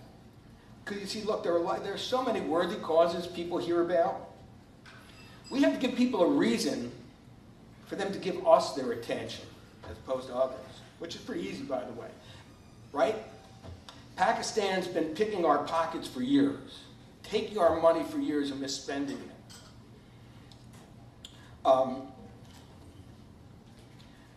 They tell us one thing and they do something else. Well, there are voices in Washington, like Congressman Rohrabacher's, and we'll hear that soon, who are calling for a halt to U.S. aid to Pakistan. They need our help if they want to succeed. Every congressman needs to hear from their constituents. They need to hear from their constituents. The U.S. relationship with Pakistan has to change. Our blind support for these duplicitous people who carry out human rights violations has to stop. We have to stop funding things like 2611, which is what happens when we continue to give them our money. If we can show that those tax dollars have been used to commit these human rights atrocities and suppress the nationality of people up here, it could be the basis of real action. Americans want no part of that. No part of suppressing nationality. So, in order to do this, it begins with good information. And here's the key. It's not enough to repost something you see on the internet. I can tell you, the people who I try to give this information to, if they can get it on the internet and nowhere else, so big deal. First, we know that there's no credentialing on the internet. You can put anything out there. And it tells us that, well, we don't really have anything additional to offer them. It's got to be more than just reposting something initial. And I hear too often people say, well, this, and this happened. I'll say, where's your evidence? Well, everyone knows this. Well, everyone doesn't know this. We have to have good information. In fact, once we give them to people like Congressman Rohrabacher, I can tell you from personal experience, our enemies will attempt to deny the truth of everything we assert. And we need to be able to knock them on their butts with good information, reliable sources, and verifications. The things that I do not do unless I have personal, visual evidence from being there, or two independent sources who can verify. Very important. That information, I can tell you that if you know, the first time we give anyone bad information, the last time that person talks to us. Good information is a key. You know what? You might tell people who are on the ground, think about this, right? I can tell you that whether you agree with it or not, it's made a big difference in my hometown of Chicago. But if people on the ground can somehow snap some videos or pictures of the Pakistanis using material supplied by the United States to do terrible things to these people, we can make a lot of progress. A lot. We're not supposed to do that. We don't want to. Mobilize your supporters, all of you, please. And I assume that was our good friend Herbert Mari. Mobilize our supporters to become the best source of on-the-ground information. You know, anyone still living in Kashmir or Balochistan, or Sindhudesh, or any of those places, encourage them. Get pictures of the bad things being done. They can help free their people. So soon, hopefully, I'll be contacting all the people on the stage here to see what we can do to get this ammunition and provide people like Congressman Rohrabacher solutions. Solutions, not just our plaintive cries. But, and this is also something we need to know, our window of opportunity is closing. And it's closing fast. It's going to be maybe about 2.5 years, and CPEC will be completed. Once it is, U.S. influence in that region is done. There's nothing that the Pakistanis need to listen to from us. Not only that, CPAC, if you think about where that's going, it not only is inimical to U.S. interests and gets us out of Afghanistan, it cuts India off from the mineral riches in Afghanistan, as well as other places. And it strengthens Pakistan, which again, I don't think there's anyone up here who thinks that's a good idea. So, I wanted to tell you something about Congressman Rohrabacher very quickly. When before he was congressman, he was a special assistant to President Ronald Reagan. But more importantly than that, he was one of the key people involved in formulating what's known as the Reagan Doctrine. Now, what was the Reagan Doctrine? It was, first of all, was critical to our victory in the Cold War. But it essentially was this. We defeat our enemies by curtailing their influence on the ground. And how do we curtail their influence?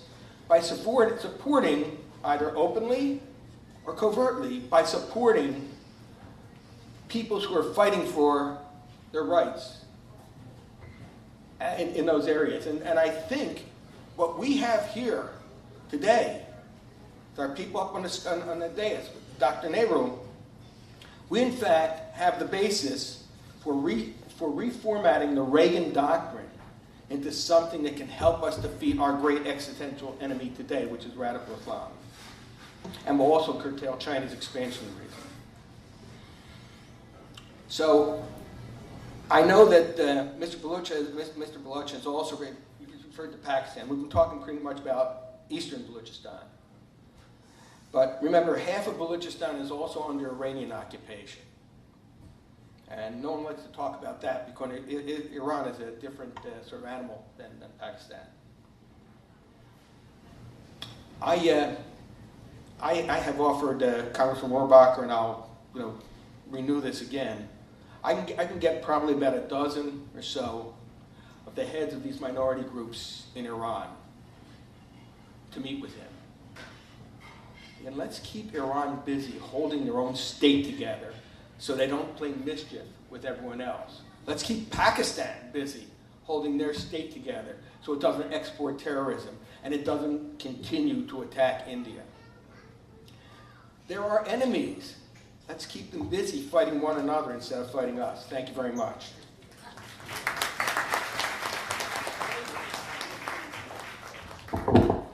So the crux of the matter is that you individually can be activists as well. All you have to do is pick up the phone, call your representatives both in Congress and the Senate, bring these issues to their notice. It does make a difference. Believe me, it does. Yes? Our current vice president, Mike Pence, used to be a congressman. And when he was a congressman, he used to say that if he gets 5 calls from a constituent about any issue, he and any other congressman are going to take it very seriously, hold staff meetings, and do something. That's absolutely true. So now we're going to have a question and answer session. We are expecting Congressman Rohrabacher to be with us shortly. And Amrit, what's the status on the lunch? Okay. I know that probably you are hungry, so what we'll do is we're going to have some question and answer sessions. If lunch is ready, if in an orderly fashion you want to go to the buffets, do serve yourselves, but yes. Then they will have lunch, and we have Okay, I have been given new instructions. So we'll have question and answers now, and then we'll have lunch. We can have more question and answers later on as well. So I'm going to request Bhaskar, you are there? Why don't you take a mic from Amrit? You have it? And let's start the questions. Please address the questions. No comments, no lengthy editorials at this stage. Ask the, why are you killing off my mic, sir? So the panel can answer the questions. So go ahead. Yeah, there are two mics there, but we have one mic here. Okay, go ahead. Good afternoon, ladies and gentlemen. Wonderful speakers. I think we're getting a feedback. Can you do some adjustments there and some feedback there?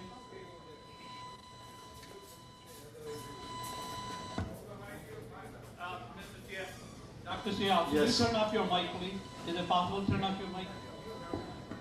No. It's the feedback from the speakers. You're in the range of the speakers. There you go. That's better. Just a couple of ground rules before we start having question and answers here. We don't have time for lengthy discussions, influential speaking, or comments, or trying to influence our speakers, or any of the other adjectives that you can think of. First of all, my name is Omkar Bhaskar. I'll be moderating this part of our gathering here. Wonderful speakers, were not they? Let's give a big hand. All right, let's get on with the question then. All right, then please raise your hand for the questions. We do have a microphone on the other side. Vijay Patil will be carrying that. The other thing is, please mention your name, as most people don't know who you are. So say your name and then ask the question. Please keep your question brief, no lengthy discussion. Thank you. So we have questions on that end of the room. Bhaskar, bring them up here, please. Thank you, sir. मेरा question doctor अमृत नेहरू के लिए है। कश्मीरियात कई लोगों को पता नहीं होगा। कश्मीरियात का जब when Kashmir got support from Bharat, it was not recognized that it should be separated. Ambedkar was the law minister. He did not agree with that, and it was just pushed by Nehru and all. So that is a question. Lot of people do not know, but this is how they were given separate status in 370. It was not wrong. And as you heard from Dr. Nehru, that Panditji did not push more for Sanskrit, but it is all getting Urdu. Actually, your comments are right. It was not done by Dr. Ambedkar. It was done by Mr. Gopalaswamy Iyengar, because that article incorporation was refused by great Baba Sahib Ambedkar. It was done by Gopalaswamy Iyengar in consultation with Sheikh Mahmud Abdullah. Thank you.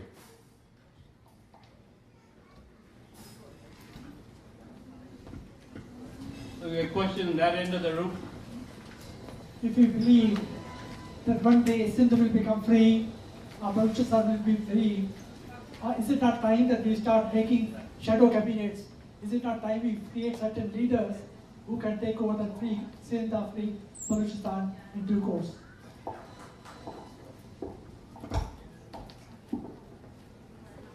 I suppose this is for you, Dr. Sheikh.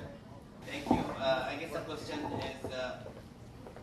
when Sindh will be free and Balochistan will be free, is it a good time now to put the cabinet and kind of see who will be our future leaders? So in my terms, I think I'll give Aziz the opportunity to answer too, but I will just give you who means. So the freedom struggle in Balochistan is quite mature in terms of political and also resistance-wise, as well as the world, I would say, awareness. However, unfortunately, our political movement for Sindhi freedom is quite mature politically, but unfortunately not as much in resistance. And obviously we need to work hard to create more awareness of it. So the shadow cabinet, I don't know, I mean, I'll let Aziz talk about it, but for Sindh it's a little too early. Nevertheless, I think from this audience I would request to go and educate yourself about the issue in the Sindh and Sindh's freedom movement. I'm leaving some brochures there too, and if you have any question you can talk to me about it. But yes, there's a legitimate movement for the national self-determination, and I think we should support that. Thank you. Question at that end. You're going to have to move a little bit closer. Sorry. Yes, I'll make a quick my comments with this question. The shadow government, what this question is regard. I think there is the idea is right now floating among the Baloch leadership to think about to have a self-exiled government. There is leaders they are talking about, but again, this is a good question.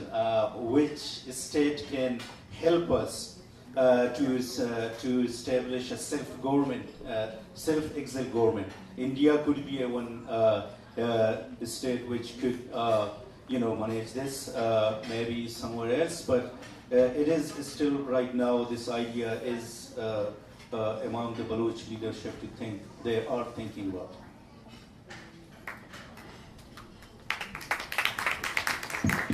You have a question here on this side.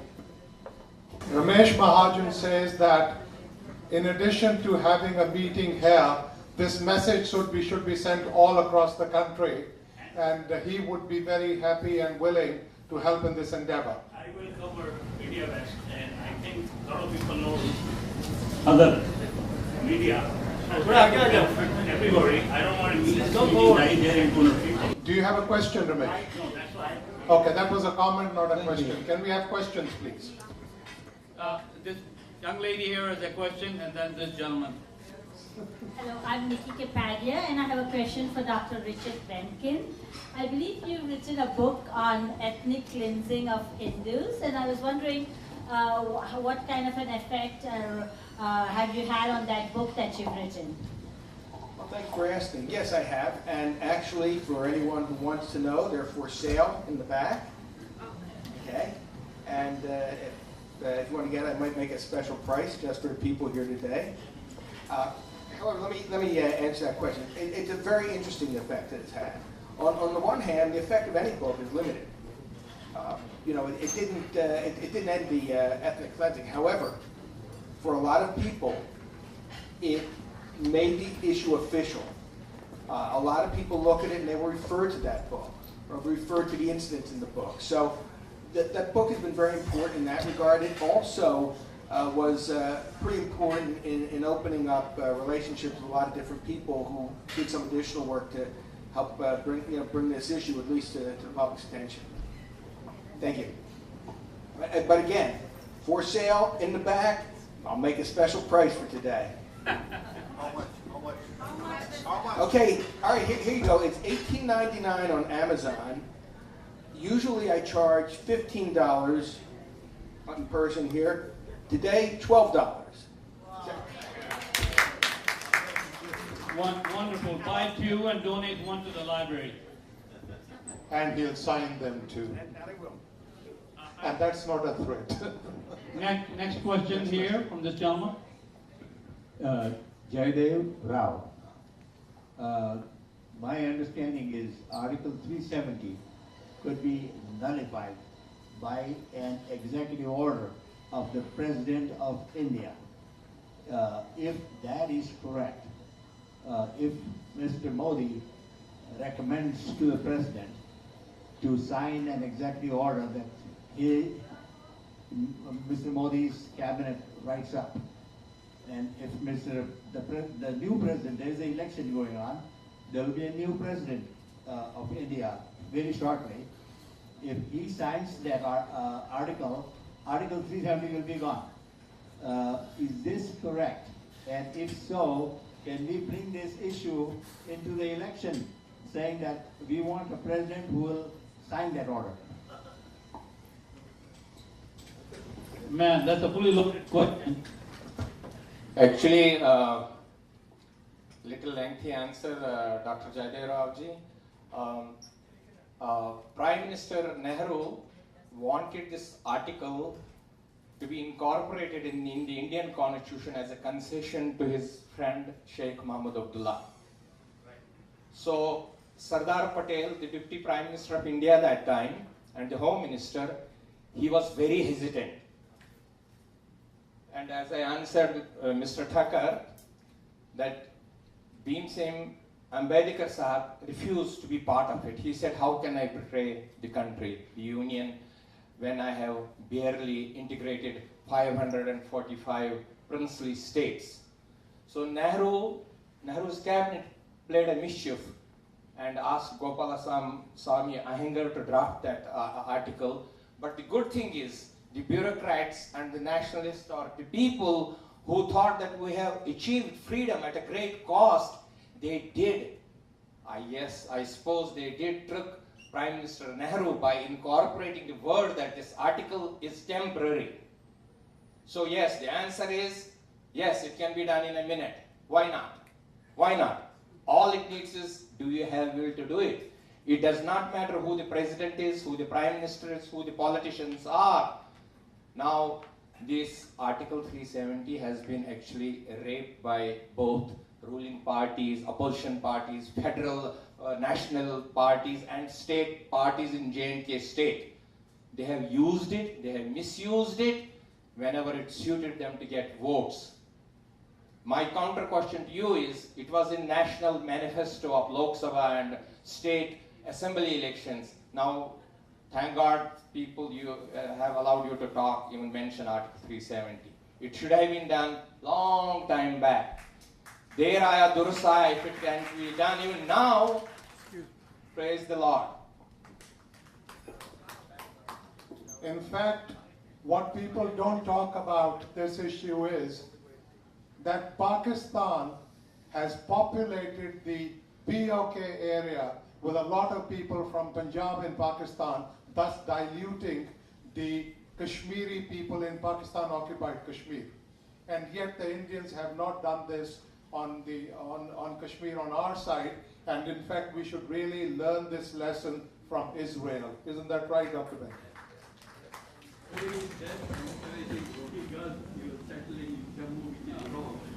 Well, unfortunately, let's not go into the politics because we don't know the reality at the ground in India.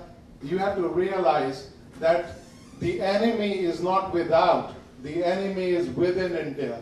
Yes. Okay? And you know that Mamta Banerjee is one of them as far as Bangladesh is concerned. You know? And there are many other states where the enemy is within. And we have to recognize, so the Prime Minister, whoever is leading the government or leading the country, they have to put up with the fact that they have to deal with internal issues as well. Next question. Next question is with this gentleman here. My name is Jitendra Sata, and my next question is that from now, in order to move forward, what kind of effective roadmap we have to accomplish this movement and get job done? I'm going to have Dr. Penkin answer this. He is the expert on this one.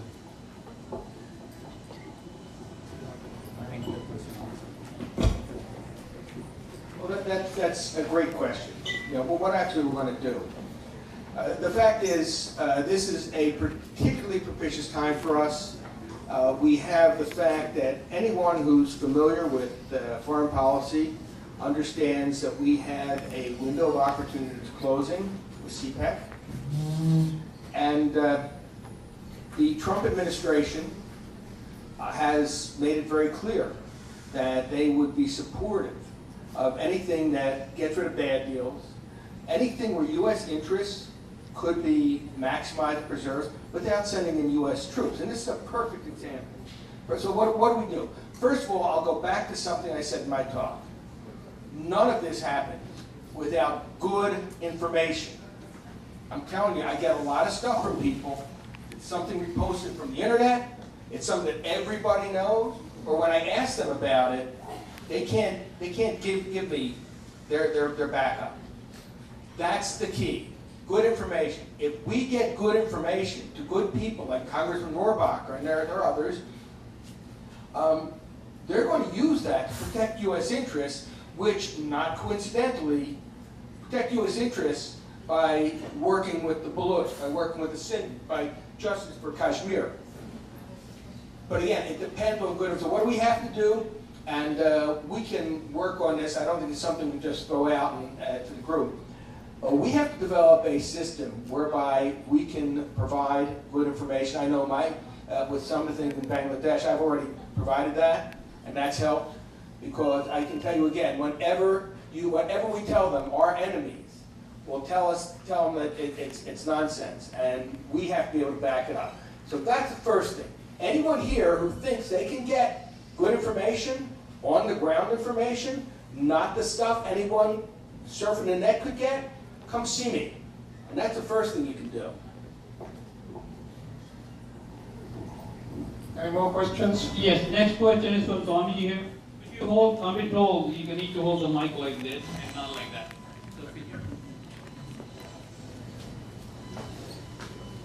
So, my question is, Dr. Nehru. 1975, in the 70s era, I was living in Kashmir, and at the time of Indira Gandhi, Prime Minister, lot of great politicians, great people like D.P. Dhar, T.N. Kaur, they were in the part of the Indira Gandhi government. And even in the Congress time also, the Kashmiri Pandits were great intellectual people in the government. Why not they stop become refugee for the Pandit? One question. Second question, I agree to the Dr. Nehru that in our own country we are refugee. I am a Hindu monk. I wanted to go Lakshadweep. Lakshadweep is the island of Kerala, in Kerala. And they did not allow, because the whole island was a Muslim. They did not allow that I should go and preach our religion.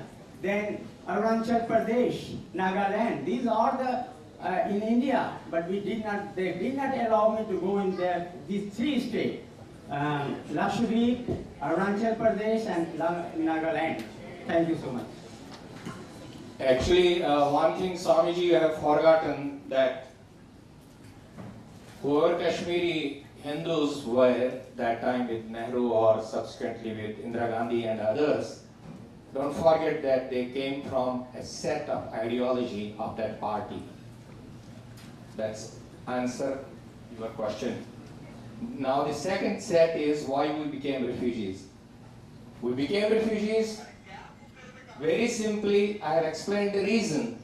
But what my question to everyone here is, why did India, rest of the India, accept with contempt our genocide? No one spoke about it. So that will answer your question. Now your question is, one more thing I want to mention actually here. I don't appreciate questions when some kind of apprehensions are cast on my community.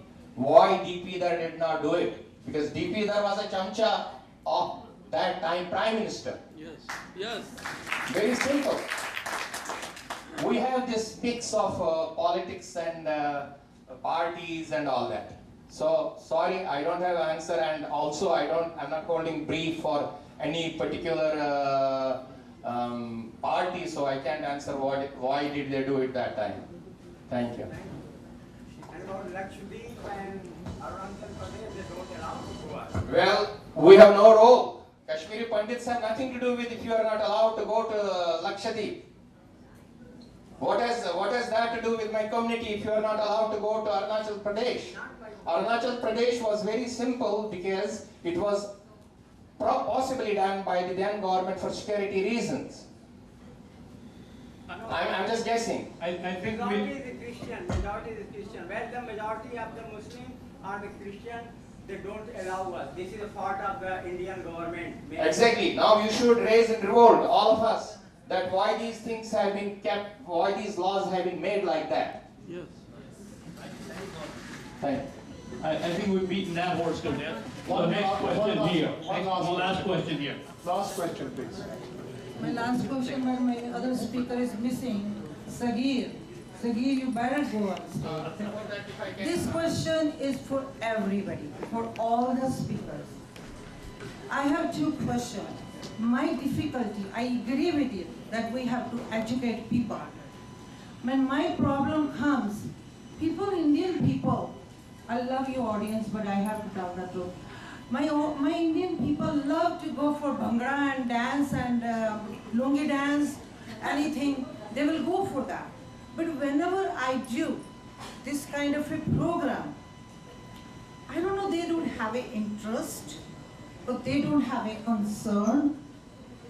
I really tell you the truth, it's very hard for me to bring them as a united Indian, and some of them don't even understand the value of the Balochistan, that Balochistan has most of the Hindu temples there. Marathas were there, and they don't want to know or what. And same time in a Sindhi was the first refugee in our India. They wanted land in India, why shouldn't they want a Sindhu Desh in Pakistan? We cannot divide India for other Desh, that Desh. How can I bring people united for all these causes? Help me, please. I really want to do something. Too long question. All right. Kamlesh? Yeah. Kamlesh, you asked a question, I have an answer. Okay. The answer is you don't need 1 billion people to do it. You just need a small group. Find a small group of activists who will act, and you'll find that other people will come to you.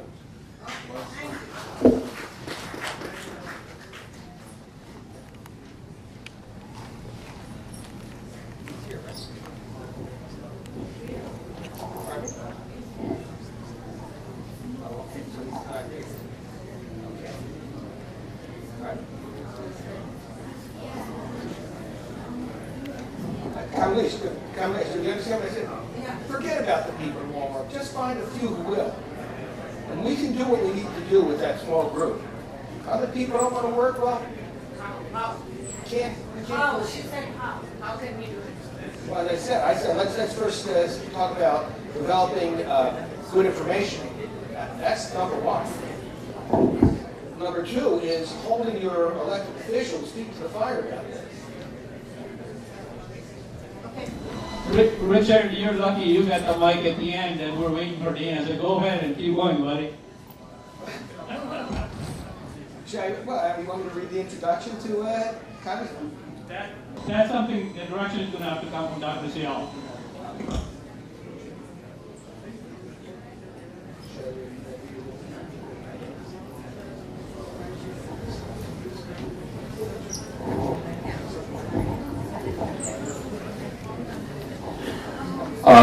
While Dr. Banking is going to talk to the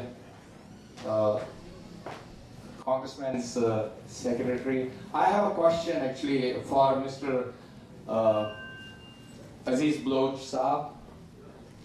My question is that as Kamleji has told us, and we already know, that Balochistan has one of the biggest temples, Hingalaj temple, which is part of our very prestigious Tirth Pitha.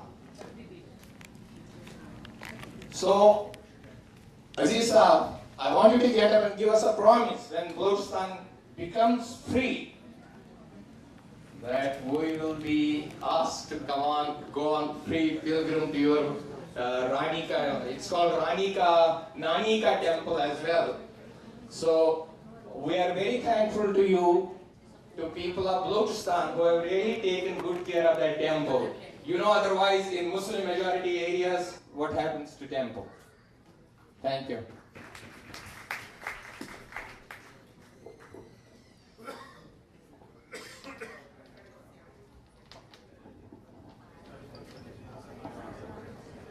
As I earlier said, our leader said that we respect all the faith, and that's the proof as Dr. Nehru asked me the question. This is the witness that historical Hindu temple in Balochistan is the only one in that region. It is completely safe for the entire Hindus all around the Pakistan, even from India, from other part of the world. They come yearly for the pilgrims, and there is no single issue over there. They stay there on the mountain free, and that's what we says, that's our value of we are secular, and these are the values we defend it, and we will defend until we free our land. Thank you.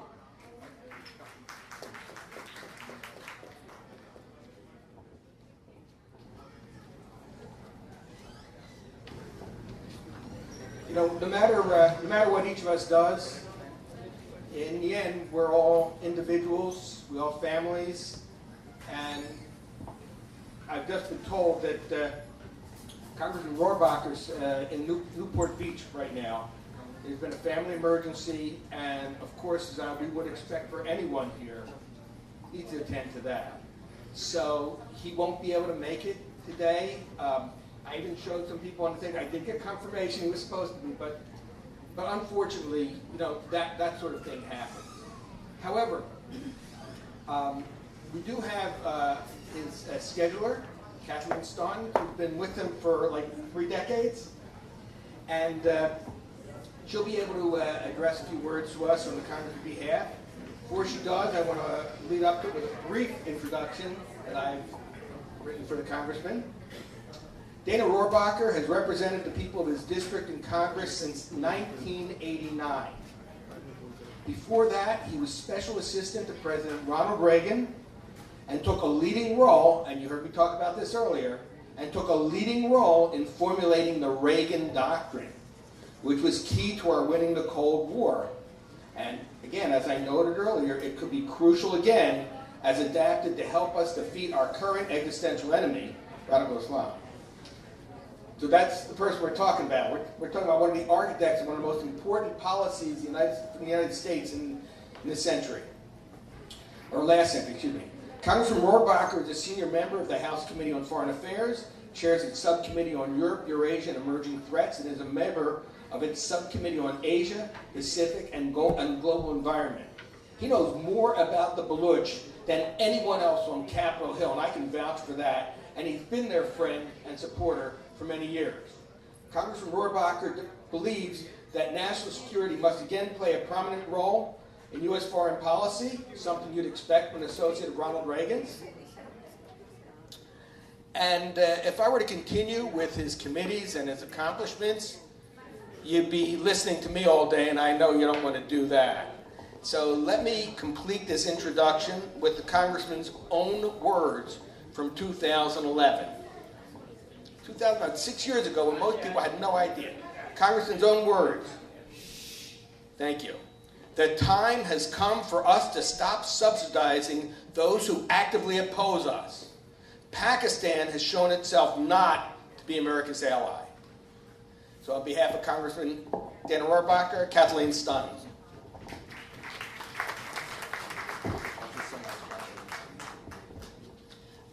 On behalf of the Congressman, his deep regrets that he cannot make it here in time to be with you. The Congressman has triplets, 13 years old, and sometimes they get into scrapes. However, he's dealing with his family matter right now. I've been with the Congressman as his district director for 30 years. And at this point, if I don't understand his thinking that underlies his policy making, I ought to find another job.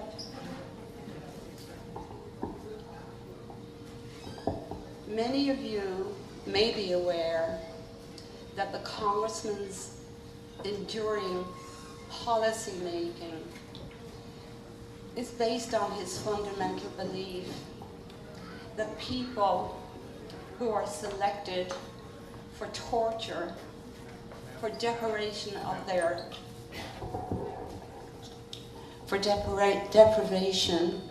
of their very basic human rights, prefer to stay in their own homelands.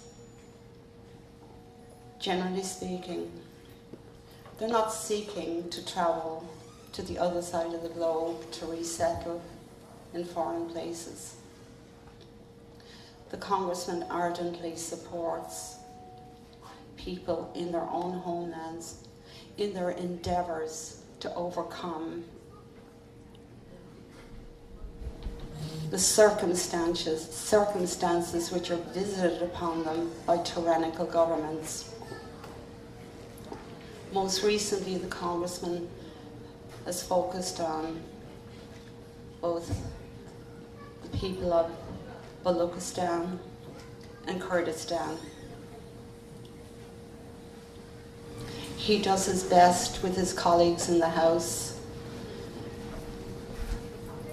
to convince them to support those freedom fighters on the ground as they work to re-establish their place in their own homelands. He said to me when he called me before I came here, he said, "Kathleen, please remind everybody that governments, tyrannical governments, that torture so-called minority communities within their own countries ultimately oppress the wider society." Yes, Congressman Rohrabacher is out in front on the matter of Pakistan and the continued US funding of the Pakistani government. Oftentimes, his efforts are not appreciated, but he is a firm believer in joining with those countries around the world, particularly, dare I say it, Russia, in the diabolical effort to wipe out the so-called Islamic State, or radical Islamic Jihad. He also believes in establishing a coalition that involves India, Russia, Japan, and the United States. Again, oftentimes his endeavors are not well met, but he doesn't cave to the sort of newsmaking that denounces him as one who would undermine so-called allies of the United States. There's one individual in Pakistan that the Congressman continues to fight for, and that is Dr. Shakil Afridi. Dr. Afridi worked with our CIA to lead them to Osama bin Laden. And for his heroic efforts, the Pakistani found it reasonable to declare him guilty of treason. And as we sit here today, Dr. Afridi rots in a jail, a prison in Pakistan.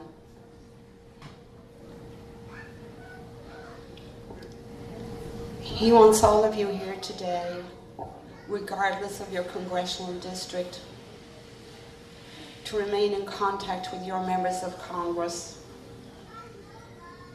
to bring pressure on them to do the right thing. He asks that of you with his great humbleness and with great hope. The only way anything is going to change in the Congress of the United States is when the elected members hear from their constituents. For those of you who may live in Orange County, the Congressman wanted me to extend to you, I don't know why this is ringing, his invitation to you to gather with him in his congressional district somewhere in Orange County, and he will attempt to redo today for you, and you may contact me in order to organize that. Again, my apologies that he's not here. He's much taller than I am. He was the one who was elected. However, I've worked with him for so long, I can almost guess his thoughts. So on behalf of all freedom-loving people, I ask you to stay involved. If you're not involved, become involved. Reach out to your own families across this nation and attempt to bring an end to the horror that faces so many people around the world. May God bless you all. Thank you. Thank you so much, Kathleen, but if you could just stay here. We have a couple of plaques which we were going to give to the congressman, and I'm sure you will receive them on his behalf. So Dr. Aziz Baloch is going to come up first, and please come up here. Come up in the front, please. Kamlesh, come up on the stage as well. Dr. Baloch. Amrit, go ahead. I'm sorry. Aziz Baloch. My mistake. On behalf of the people of Balochistan. Okay. This is a token of appreciation from the freedom-loving people of Balochistan for Congress Dana Ronawaker. We Baloch people really appreciate his continuous struggle for the justice and liberty of freedom for Baloch people. Thank you.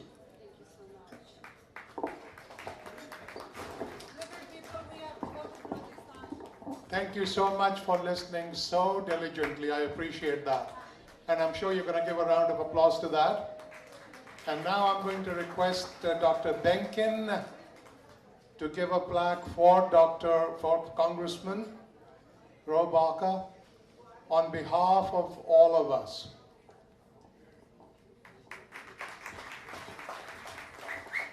So first of all, thank you so much on behalf of the Congressman Kathleen.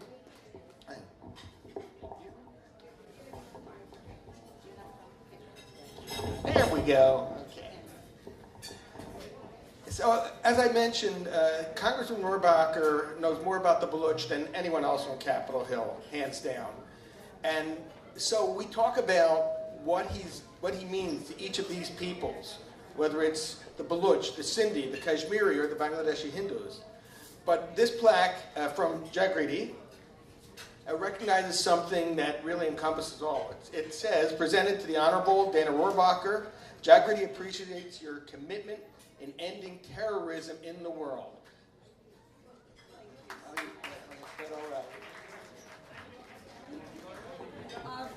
I'm going to request her make sure Dana owes us a visit, because all these people came to see him. And you have to promise to these Indians, they are a wonderful people, so please, Dana has to come. Okay, thank you.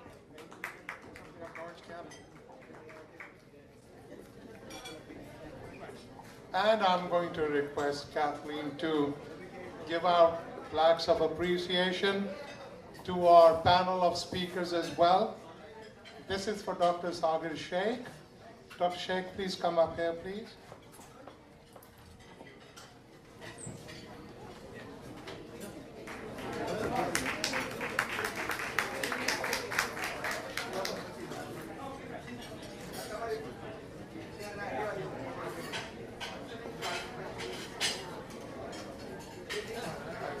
Or Richard Benkin.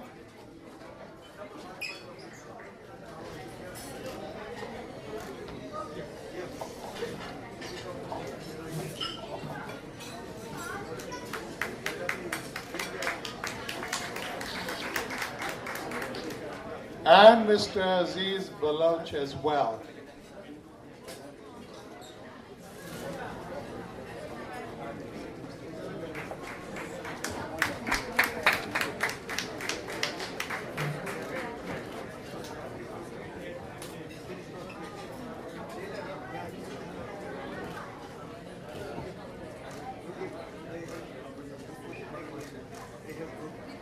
Thank you so much.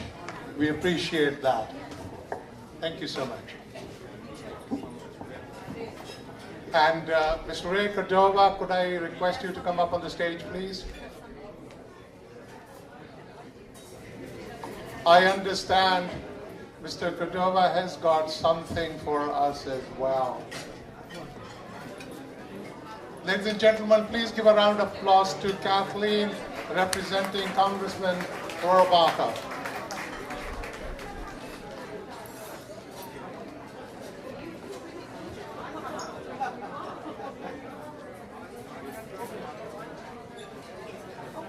I would really appreciate it. You have been so attentive and so quiet and so nice over the last couple of hours. Please give me a few more minutes. The food will not run away, and I'm sure your appetites will stay whetted. Yes, Ray. Please give Mr. Ray Cordova a round of applause. And do listen to him, the words of a wise man. Thank you very much. Honored distinguished guests, sisters, brothers, and friends. I'm the chairman of South County Labor AFL-CIO. South County Labor does not endorse political candidates. We do not donate money to political candidates. We are the education arm of the AFL-CIO. It's our duty to educate about the American trade labor movement, human rights, and civil rights. I heard Dr. Dicker speaking about no occupation in the Middle East. There is occupation. We have occupation right here in the United States. In 1963, I volunteered to be a freedom rider. I did voter registration in the South for 18 months, arrested and jailed 4 times. I've been jailed 34 different times and arrested for my fight on human rights and civil rights. And that fight continues strong every single day. With that, I want to thank the committee for putting this together. I will ask Dr. Nehru to come forward, please.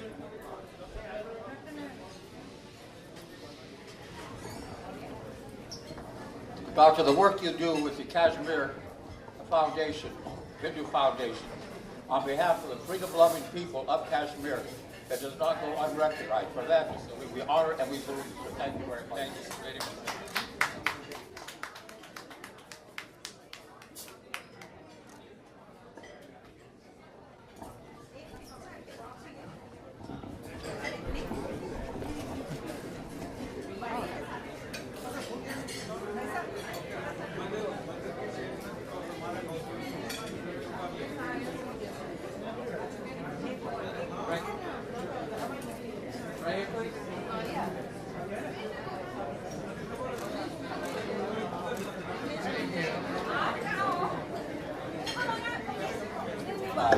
I would like to ask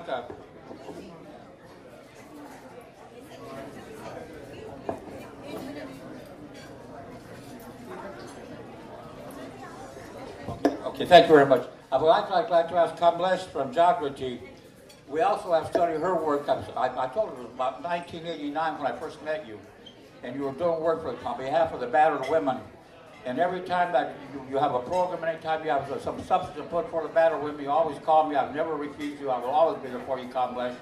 From South County Labor, we also want to recognize you for the work that you do, not only on a once-in-a-while basis, on a constant basis. Thank you, and God bless you. Thank you very much.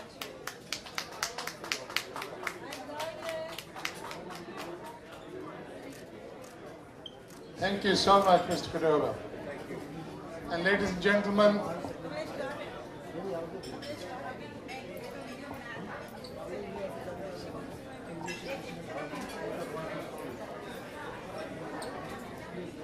is Saurabh Tandon here? Saurabh Tandon?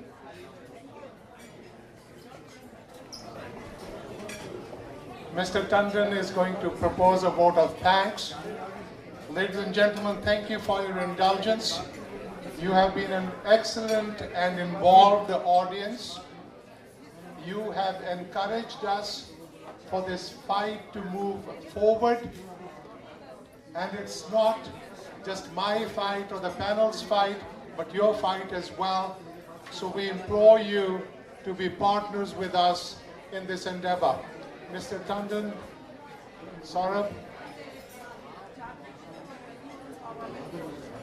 he is part of the Jagriti for youth empowerment. So I'll ask the young man to propose a vote of thanks. Thank you. On behalf of Jagriti and this event, I'd like to thank everybody who came here to attend the event. I'd like to thank the volunteers from overseas countries, volunteers from Jagriti, volunteers from Hindu Swayamsevak Sangh. I'd like to especially thank Dr. Surendra Sharma as well as Amrit Bhandariji for their tireless work in making this happen. Thank you very much.